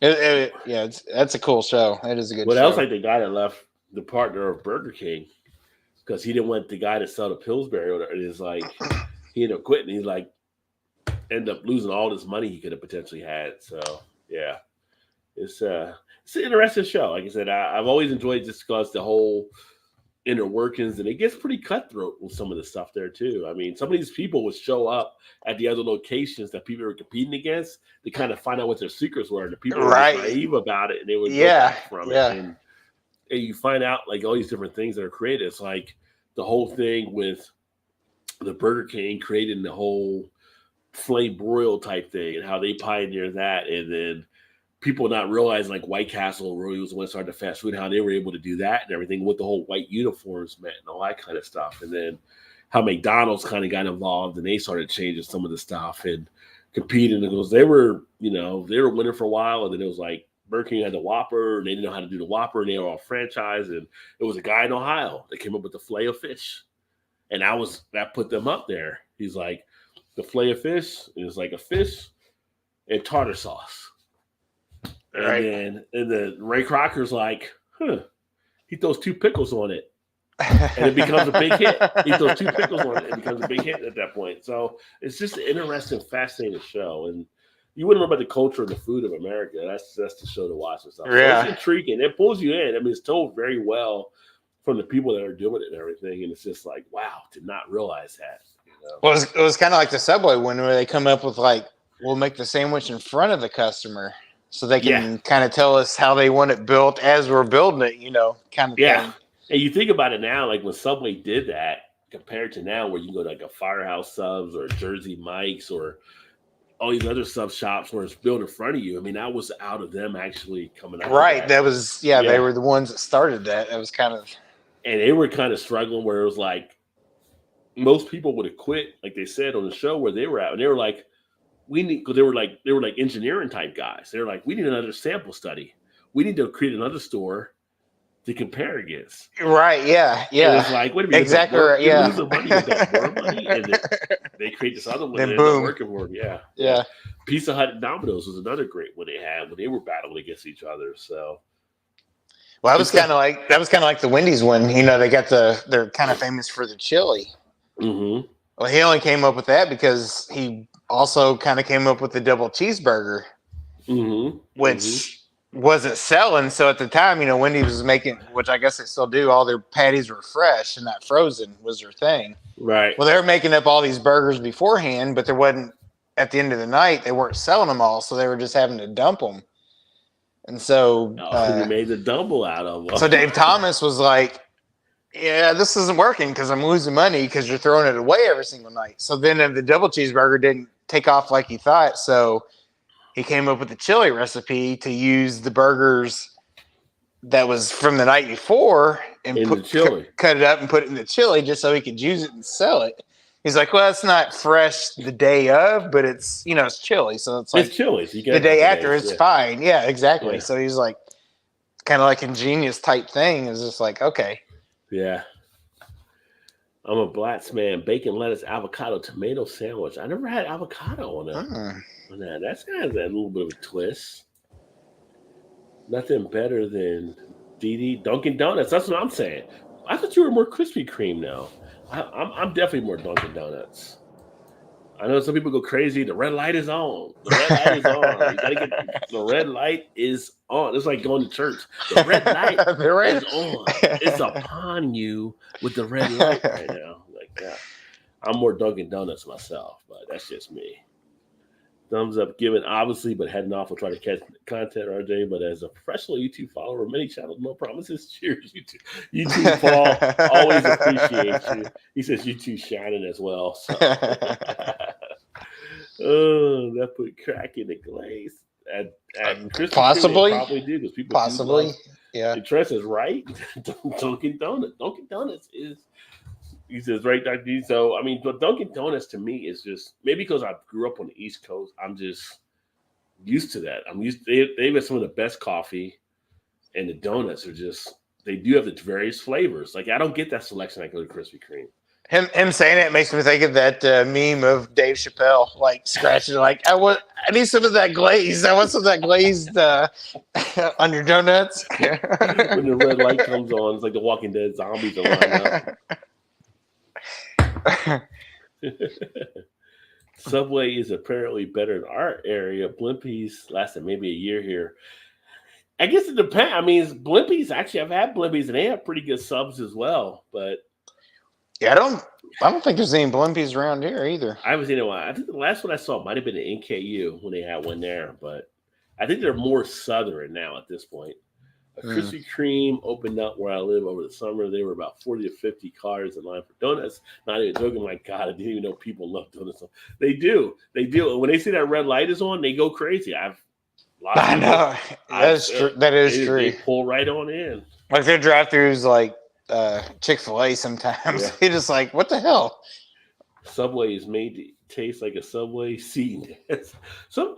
People like Subway though. Some people like me growing up in Jersey. I mean, I go to I got Wawa for one. I was gonna say Wawa's, yeah. But I'm at home, like when I grew up, it was like going to Sal's or we had a place called Amato's. We had places that were Italian, actually bakeries that were doing stuff, Pat's Deli or whatever it may be. So Subway was never really something that I really had to go into until I went to other places. But we had a big Italian exposure in New Jersey, so we were able to benefit that way. A Subway seed, yeah. a little bit leathery. Although they do have Capicola now. That makes a difference. Capicola does make a difference. We had a sub combo. Yesterday we had a place called Substation, which hands down Top every sub place with its closed down has been forever. I'd say Firehouse. Others say Jersey Mike's. We have a place called Substation in Northern Kentucky that's pretty good. Firehouse makes some really good subs. Jersey Mike's makes pretty good subs. I would say from Jersey Mike's, the meats and the cheeses and all that stuff are good. The difference is sometimes the bread. I mean, they have bread, but in Jersey, you get different bread options sometimes that make a difference. But Jersey Mike's is pretty good. Yeah, Jersey Mike's is pretty good. I've never had Firehouse. There's not really one. I mean, there's some close to work, I guess, but I've never had one. There's not one over here. Firehouse is pretty on my solid side of the river. So, and Firehouse used to, at least in Kentucky, they don't do it anymore when I was there. And maybe where Erie is in South Carolina, they do. But they used to have like 30 different hot sauces or something if you want to put hot sauce on your sandwich. Last time I went there, they don't have that anymore. So I don't know if that was a COVID type thing or what. But they used to have like various hot sauces you could try. Because I like it spicy. The Dave Thomas story reminds me of how Bill Walsh got his pro start with Paul Brown and the Bengals, and Brown screwed Walsh over only to be beaten twice by Walsh's Lions. Yeah, well, yeah, Walsh came through that Ohio tree. True. Cream gets you hooked. You see the hot fresh donut light come on, and it just makes you turn. Sizzling now, yeah. Woo! In my mind, I see Homer Simpson turning around. Holy crack can do A that. little bit of that Homer Simpson drool. Subway has workers that are shorter than the glass protection breathing on your hero. You can't discriminate against short people, Dee. You can't do it. That's discrimination. You can't do that. I'll be right back. All right. I'm going to need you to be taller than the glass that you're breathing on, please. It reminds me of the novel called A Crack Called Sugar. Yeah. Sugar does addict as well. I'm not a donut person. I love the coffee. Dunkin' Donuts, great coffee. I like their donuts. I mean, I don't hate Krispy Kreme donuts. I just think Dunkin' Donuts are better for me. I like the variety you get at Dunkin' Donuts. I like Dunkin' as well. I could only eat one Krispy Kreme. The only sandwich I eat from Subway is the tuna. Subway's got okay tuna. I was gonna say the meatball sandwich. The Philly cheesesteak it's not really a Philly cheesesteak if you're in Philly, but it's okay. You can pass. But the meatball, I used to like that all the time from Subway. Somebody proves your bread is only as good as your dough. True. See what you did there. I haven't seen that, but that would be awesome. The Krispy Kreme factory in Chicago is located way out in West Jesus in some industrial park. Oh, wow. They kind of put it way out there. That's because Dunkin' Donut rules. I mean, I'm just saying. That's just my personal opinion. I'm Dunkin' Donuts. Dunkin' Donuts. Nope, they're chicken teriyaki and Parmesan, oregano bread, extra onion sauce if it's Subway. Oh, so you like that one there. I never did their chicken teriyaki. Huh. Yeah. Me either. Not from Subway. But they don't reference Jared anymore in Subway after his little problems. I wonder why. So, yeah. Jared's like, I got your foot long. I got your foot long right here. Yeah, your foot long. Sure you do. Good old Jared. I wonder what he's doing now. Oh, he's in jail. That's right. Yeah. Is he Is still in jail? I thought he was still in jail. Yeah, he probably is. I don't know. Correct on that tuna, but I hate to see it squeeze out of that plastic bag. That shit back. In the plastic bag, our tuna isn't out of a plastic bag. If you go to Subway, they scoop it right out of the thing. He's probably there. It's probably there whenever we're refilling the tub. It probably comes out of a plastic bag. They're not making a cake. It's like squeeze, squeeze, squeeze. Oh shit! Yeah, our people they scoop. It's like the goddamn it, the damn Progressive commercial. Scoop, scoop. There it is. But you're in that. Do you get royalties off a commercial? Because you should. You should. That commercial. I mean, it just it just changed the whole song for me now. Every time I just like, there it is. Chocolate. Chocolate.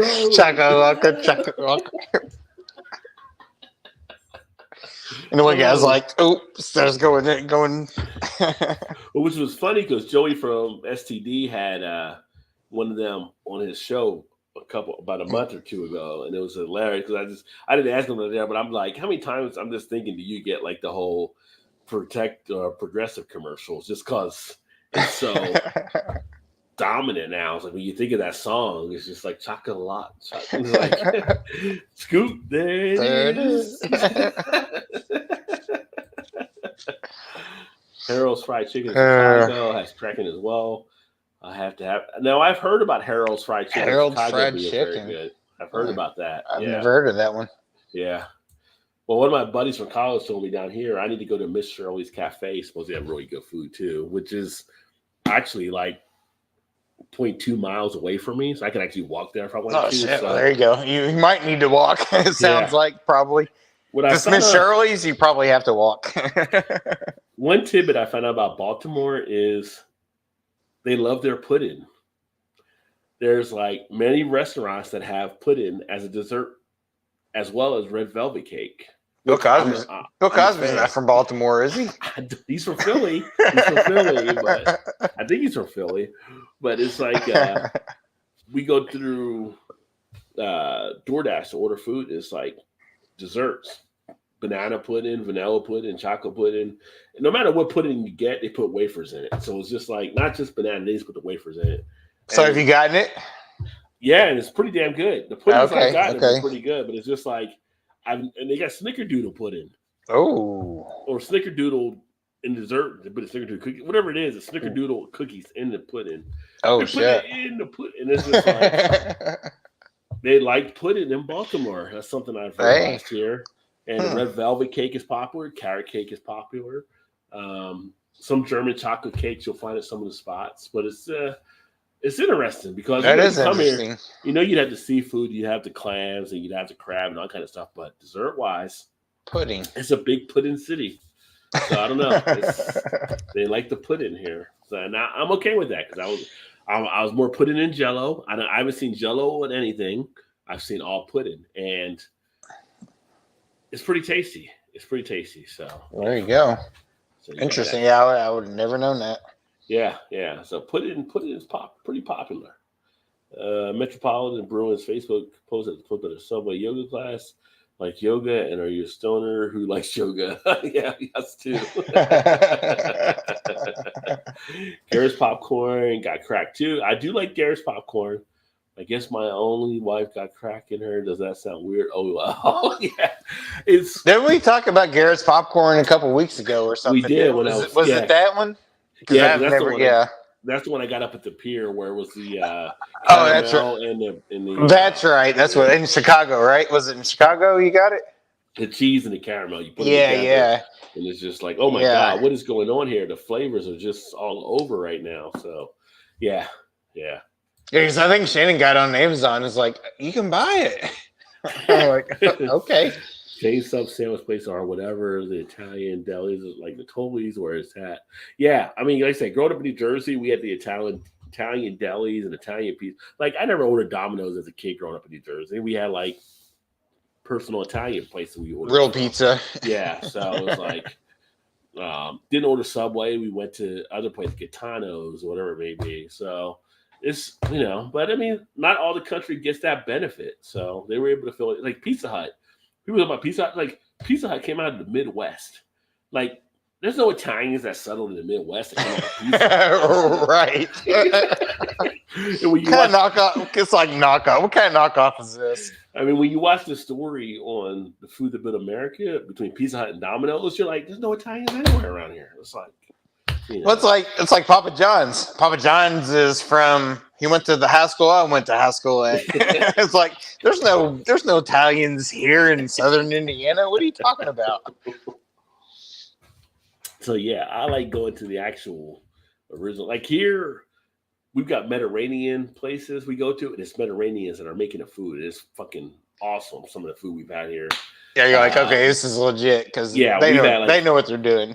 Mediterranean, we've had Afghanian, we've had I don't even know some of the culture we've had for some of the stuff, and it's just like this is really good. This is like really, really good. Like nice and fresh, and yeah. So yeah, Well, popcorn. I feel like you go to an Italian place or something. It's like, do you want Vito or Sal making the pasta, or do you want Bob making the pasta? Yeah. You're like, okay, wait a minute. Like your name is Bob. Why are you here? Yeah, right. How'd you get a job here? Why do you own this place? That is true, Big Daddy. Like when you look at the calories, the tuna is one of the higher calorie sandwiches from them. Probably all the mayo they put into it. Yeah. Bread makes a sandwich. There's a Vietnamese bakery a couple blocks away that makes awesome bread. Nice. And Italian bakeries in New York and Jersey, I missed. The cookies were the red goo dot, and the tri-color cookies. Oh yeah. Yeah, like the cookies with the red goo dot in the middle. I know what you're talking about. Yeah. Okay. I may pick up. Like it's like you ever see like the holiday cookies in the blue tin? Oh yeah. Like so they have like butter cookies or whatever they're called. Right. So the Italian cookie would be a butter cookie, but in the middle would be like a red goo type thing in the middle. So was it just like icing, or was it like a? No, it's like a filling, kind of a liquid type, like a jelly type. Sort of maybe. Yeah. Okay. Like a cherry type filling, like a jelly type thing, and that sounds good. You know, it was just Italian bakeries that you get that at. So it's kind of like when I went to the years I lived in Kentucky or go to Cincinnati, and I would try to get like a what's the Italian dessert? Slipping my mind now. I know what you're thinking of, but I'm trying to. I can't think of it. It's like the long dessert. It's I know what you're trying to say, but I can't think of it either. Slipping my mind. These 10% ABVs are catching up to me right now. What is the Italian dessert? Hey, let me see what. Come on, somebody help me out in the chat. Italian dessert.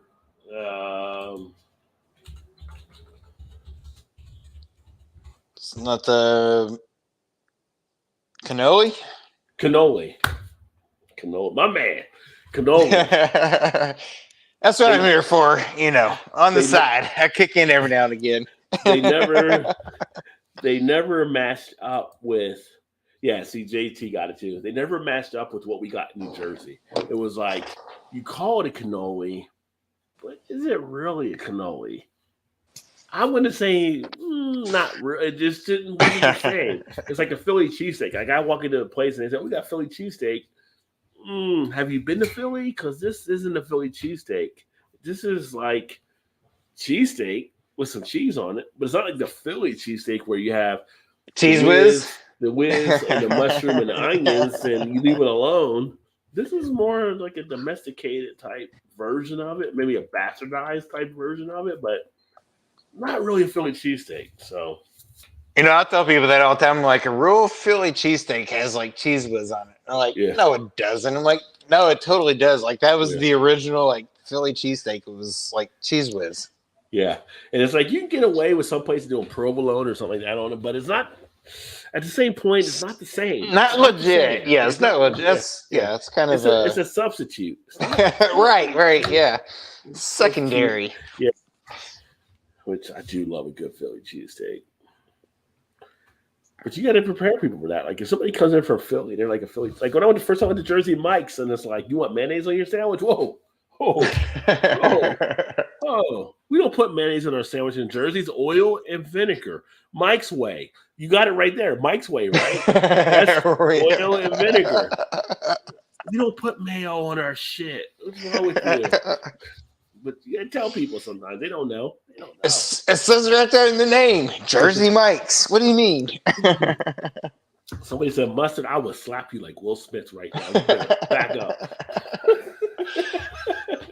Yeah, but it's just like those types Get your condiments name out your mouth. It's like, did you go to orientation training? Do you know how to make a sandwich correctly? Because, you don't put that kind of stuff onto it. So give me this, make it Mike's way, take a little bit of that cherry relish. We're on our way. I see people put mayonnaise on. I'm like, oh, you're killing it. You're killing it. What are you doing? Yeah, that's not an original. That's not the 13. You don't put You're- mayonnaise on a 13. You don't do it. You just don't. You're cheating the system. If Mike was here, he would slap the shit out of you. Yeah, he Will Smith. Yeah, if he was here. I do like some crumb cakes, though. Yeah, They crumb got a cakes are good. They got a tasty cake crumb cake. That's pretty tasty. German restaurant here to Allen was a Chef Swiss. Really? What restaurant was that? You had it, wait a minute. You had it there or here? Like, were you there in South Carolina, or was it when you guys traveled up north? Cannoli, say yeah. Tiramisu. Tiramisu is always good, but no, that's not the Italian. That's more of the fancy type little dish there. But cannolis are pretty common. I do like a good tiramisu, though. I do like that. Tiramisu. Didi was saying this. Everybody's like, yeah. Everybody's like, Yeah. Tsunami. Don't make waves, James. Don't make waves. Leave the gun, take the cannoli. Yeah. Tiramisu is awesome. Take a tiramisu and you have like a vanilla porter with it to pair it up. Oh, you get the Breckenridge vanilla snowdrift and have it with a tiramisu. Oh, there you go. That's tasty right there. That is tasty. Yeah, that's good shit. That's good shit. You know, oil and vinegar, very Mediterranean. Well, it's very Italian though too. I mean, you have oil and vinegar on your sandwich. You don't put mayonnaise on your hoagie. Mayo is Gaelic, mustard German. Yeah, you don't put that on your hoagie. You just don't do it. Don't. You don't. And then, like here, when you order a Wawa sandwich, it's like oil and vinegar, and they'll ask you light oil or heavy oil because people will get that heavy oil, so it soaks in with the heavy vinegar, and it gives it a nice thing. And I tell you what, if you eat half of it and eat the other half the next day, it's not good. It's a little soggy, but that sogginess is excellent. Oh yeah. Oh yeah. It's all seeped through the bread and everything, and it's just that makes sense. That makes sense. And my wife says, "I don't like it soggy next day." I'm like, "Trust me, next day it's still pretty damn good, if not even better, because that whole vibe is through the whole sandwich, and it's just like, oh yeah, baby." It's kind of like chili. Chili's always better the next day. It's like it just smells together or something, whatever it is. Like, fuck, I'm about to order Wawa tomorrow. I can see it now. You'll make a midnight run to Wawa's. Are they open now or no? Oh, they're 24 hours. Really. Oh, they are 24 hours. Oh, so there you go. I was like, I'm here. DoorDash is a call away.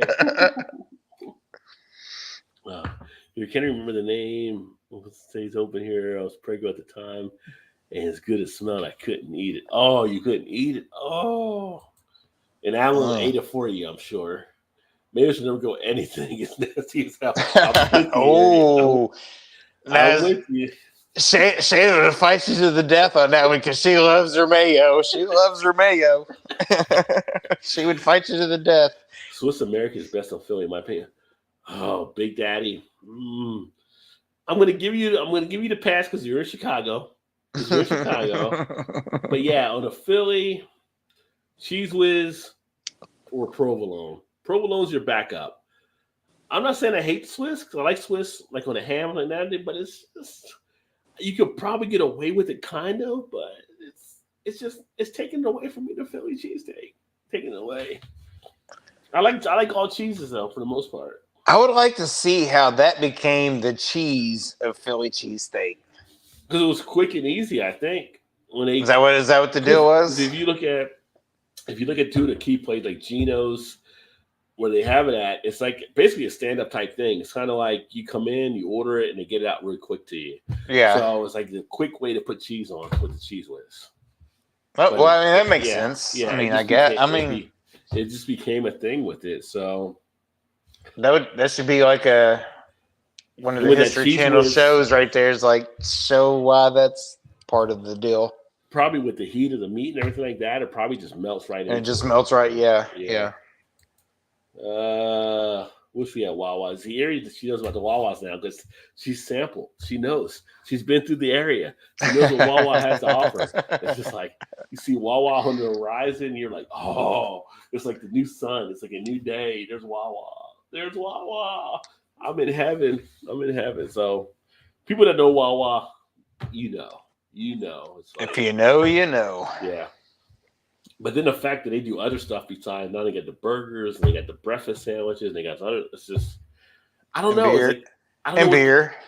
it's like Will Ferrell in Wedding Crash. Like I don't know what's going on behind the wall. I don't know what happens back there, but it's magical. It's just magical. Whatever happens back there. Yeah. The smell makes me gag. Or the mayo. Yeah, well, she can't take mayo or Miracle Whip or anything like that. Oh yeah. Monty's on Tallman has the best Phillies in Chicago. Tell him Big Daddy because they're both in Chicago there. I want this Whataburger here too. I've had Whataburger. Whataburger's nice. I've had Smash Burger, which is also decent. So, Fat Burger though in California. Oh my god, Fat Burger is the bomb. From this Fat burger. nice thick. It's in this cellophane wrapper. It's like oh yeah. I mean, Ice Cube talked about it. So it's Today was a good day. Yeah. It's a tasty burger. I'm not gonna lie. I've had Fat Burger, and it's pretty damn tasty. What was the one they made a movie about with the Nickelodeon dude? Was that Fat Burger? That was Do you good. know what I'm talking? That was Good burger. Oh, that was good burger. Yeah. James says so. Should I finish a 4-pack? What? You're not a quitter, are you? You're right. Did your mom raise a quitter?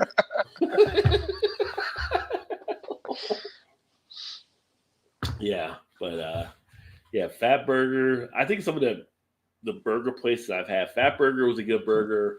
There was a place in California called Richie's Burger, which is pretty good.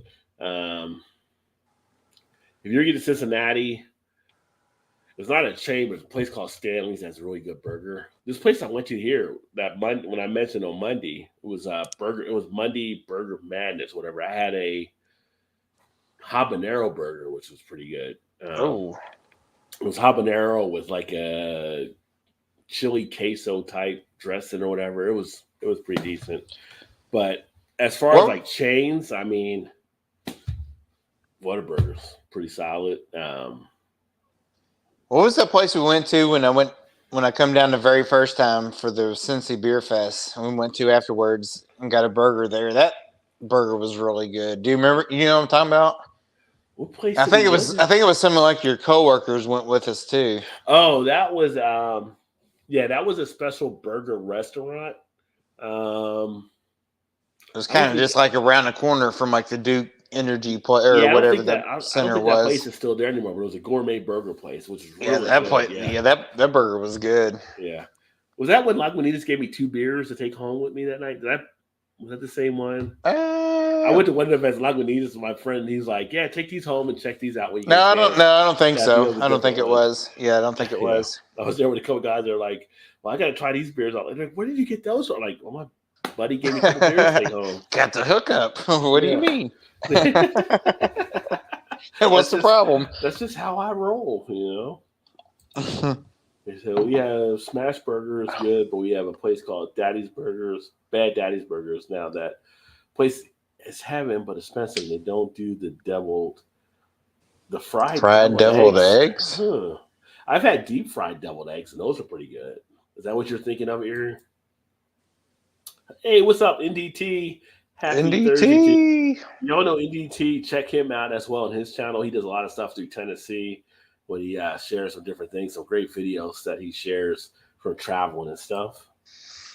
Rajay Deal, someone else. Even didn't even try it. Hook Todd up. It can happen. You can get the associate discount. So you're right. It's not quite the Rajay deal, but it's kind of secondary. You were with Rajay, right? Okay, yeah, we got. Well, I was with you, yeah. So I mean, like, should go hand in hand. I think maybe. I'm gonna hit the restroom real quick. If you can hold it down for a second before we wrap up here. Okay. So fire away at Todd. Well, I think you can. But I can't do the questions though. So it's just me sitting here looking at the screen. I don't know. Well, tell a story or something. I don't know. Oh God, this is why I don't have my own channel, because I'm just not very good off the cuff like that. Especially when I can't see the comments to interact with anybody. So is what it is. Now I'm trying to think what the last comment was on there. what Rod was talking about before he left. Let's see. Was talking about burgers. Oh, a good chain for burgers, I think, is Five Guys is pretty good. I don't know if Five Guys, which I think was out of Maryland, where Rod's at now. They got a decent burger. Expensive as fuck, but they're not bad. Yeah, let's see. What else we got? Which I can see the comments kind of help carry it along a little bit, but is what it is. It's what, 11:45 here. So, all right, let's see. I don't know. Drawing a blank. And I can't see comments, so, what good is it going to do?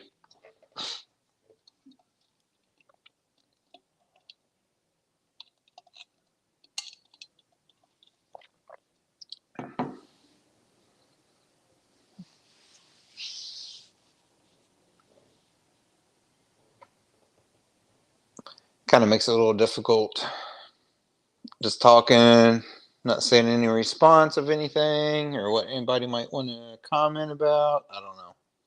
We'll see. Let's say if he comes back, you could say if you shake it more than twice, you're playing with it. Who knows?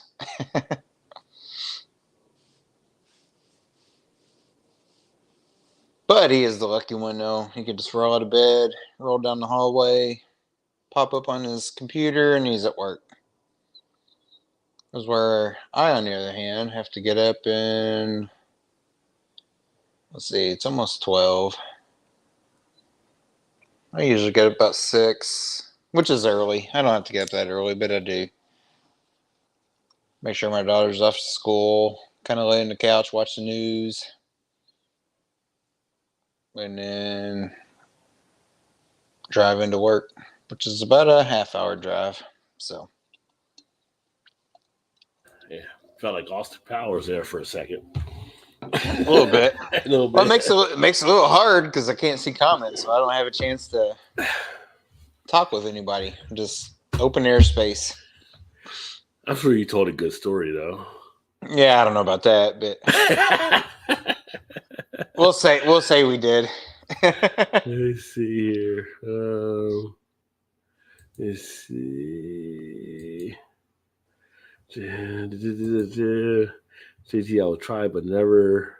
But have you ever had Susie's or Montrose? All money is on them. Oh, Montrose has a pretty good. Susie's and Montrose has a pretty good cheesesteak, I guess. Susie's. Didn't get you a raw JT. I'll leave you alone. I've been to Susie's, but never tried their Philly. I like Five Guys because they do malt vinegar on their fries. I tell you the secret, the thing about Five Guys that I think that makes their food taste that much better is that they have the peanuts. And so while you're waiting for your burger and fries, you're eating the peanuts, and that saltiness adds something to your palate that makes that burger and fries taste that much better. That's my opinion. You might be onto something there, right? That's true. I mean, I brought that up. I was talking about burgers. It's like Five Guys is pretty good. I like Five Guys. But. Yeah. It's never been scientifically proven, but I'm just thinking there's something with that salt effect and you actually enjoy the burger and you enjoy those fries. Very well could be.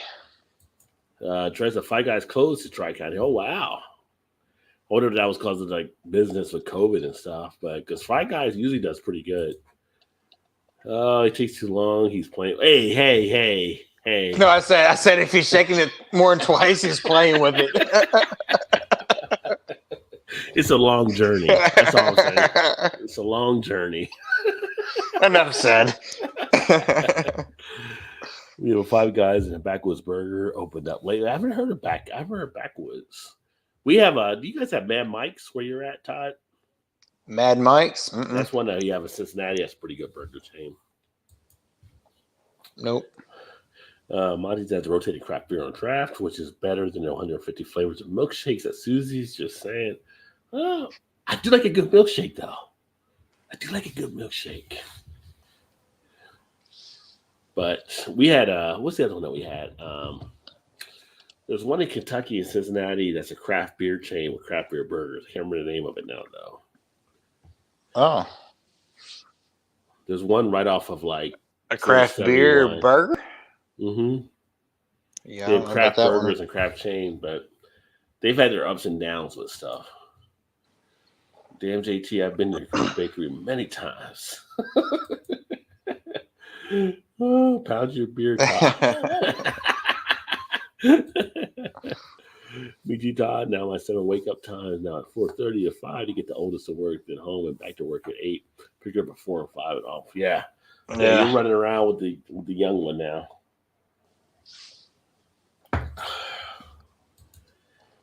Yeah, Monty's is great, and so is New Line Bakery. Huh. Right next door to JT. They got crack in those peanuts. I've tested it the lab. Crack peanut. There's something It with makes the peanuts. sense. It makes sense. Peanuts kind of get your palate ready for the burger and fries, I feel. Something. That's my hood, Big Daddy. So you guys are close. You guys should hang out for a beer. Just get together. Rockwell and Eastwood. And then Beer and Front's close to you guys as well. Dave Z. One good milkshakes here. Best place is Cookout. I only drink strawberry milkshakes. Thick Cookout. Only strawberry? There's so many flavors nowadays. I know. Yeah. Sometimes it's confusing when you look at a menu at a place for milkshakes. It's like, really? Like, I thought I was going to go vanilla, but now that you got cookie dough and shit up there, I got to think for a second. You know who else actually has a pretty good burger and also pretty good ice cream also is Culver's. I've never went to Culver's, but I've heard good things about them. Yeah. I'd say you probably had one at home or in Kentucky, but so they don't have them in Maryland then? Mm-mm. Yeah, Culver's they're good. They're probably as far as like fast food goes. Yeah. Probably one of the best burgers you can get fast food wise, at least in our area anyway. Although quiet as kept Dairy Queen, that Dairy Queen versus Carvel I talked about. That was one of the things that came up. Like when Dairy Queen was fighting against Carvel, Dairy Queen had a bunch of franchisees that were able to do whatever they wanted, and they pretty much standardized the menu. Oh, right. And you get a decent burger. I think they're one of the better chili dogs that are out there at Dairy Queen. Dairy Queen is kind of underrated a little bit. Yeah, you get some good stuff at Dairy Queen. My daughter works there now, so I always try to get her to bring shit home to me. He's like, Most times she never answers the phone. I'm like, I know you got it. Like, why do you ignore me for? I just want a Blizzard. Just bring me home a Blizzard. You better bring me a banana parfait or that lock will not work for you when you come home. Right. You gotta sleep in the car tonight. Sorry. Yeah. Trying to get the hookup. Oh, the place stays packed here. Hey, it's like, what's his jam type of thing? I'll break up with you if you buy something else. Culver's is on the higher end of fast food. We were going to eat there the other day, but it was cheaper at Neighborhood Grill across the street. So you have Culver's in Illinois then, James? Yeah, Culver's is good. Yeah, Culver's, I've seen the stuff on their menu. It looks pretty good. Like, we don't have any here, like I said, but there were people that loved to go to Culver's. They liked it. They enjoyed it. It is tasty. Fuck, I'm going to go to bed hungry tonight now. Make a bologna sandwich. But there you go. I think we'll go ahead and get all wrapped up here as we are approaching the witching hour again. Even though we started earlier to try to end earlier. Never seems to happen. With or without Shannon, they're still here. I was going to say, I thought it was Shannon's fault because we always stay on late. But here we are at the same time anyway. So maybe I'll tell her. I was like, that's not your fault. But we're at the perfect time for a midnight snack. There you go. Fried bologna sandwich. I've actually got bologna, but I'm not going to fry it. I would just make a sandwich and call it a night. Right. That's too much extra work right now. You're in the lazy man hour right now, so. I have not had Korean fried chicken, but the funny thing is, where we're at in Baltimore, there's a lot of Korean places that do have fried chicken there. So I was thinking about actually trying that at some point. Culver's is based in Wisconsin. Oh, did not know that. There you go. I know they're big on like cheese curds, so that kind of makes sense now. Enjoy the weekend as well, Dee. Keep them straight in the fairway tomorrow. Yeah, hit them straight. Dee. Remember, you drive for show, but you putt for dough. Putt for dough. That's right. A little golf 101 there. It's not fried. If it's not fried, better load up the mustard. Eurie's a fried chicken gal, so you better fry it up. You ever eat chicken gizzards? I've never done chicken gizzards. I know people that eat chicken gizzards. Yeah, I like chicken livers better than gizzards myself, but I've never done livers either. But just livers and gizzards. So yeah, gizzards are more chewy, like more stringy. Like, do we have to eat all the chicken? Like, why did you just throw that stuff away? Right. Trying to say garlic. Cheese curds and better burger. There you go. Yeah. He knows about Culver's. That'll put some weight on. Harlem and Lawrence, JT. Oh, there you go. Well, everybody's all hungry now after we've been drinking. So we're going to go ahead and call it a night. Thanks for everybody that tuning in. Erie's Thanks, last everybody. comment. Gizzards, yuck. So Yeah. Gizzards fan. Yeah. Enjoy your weekend, fellas. Great show, Raul. Thank See you, you, Trez. Hopefully you enjoyed the beers I sent to you and everything as well. Night as well to everybody. And See you, Erie. Back next week. And I'm not sure on the channel how many uploads I'll have next week because I'll be going up to Jersey this weekend. So usually Saturday is my editing day. So we'll see what happens. But thanks for everybody that tuned in. Look forward to catching up with you guys soon. Y'all have a great weekend. Have a good Easter weekend. And look forward to catching up with you guys next week. Cheers, everybody. Cheers.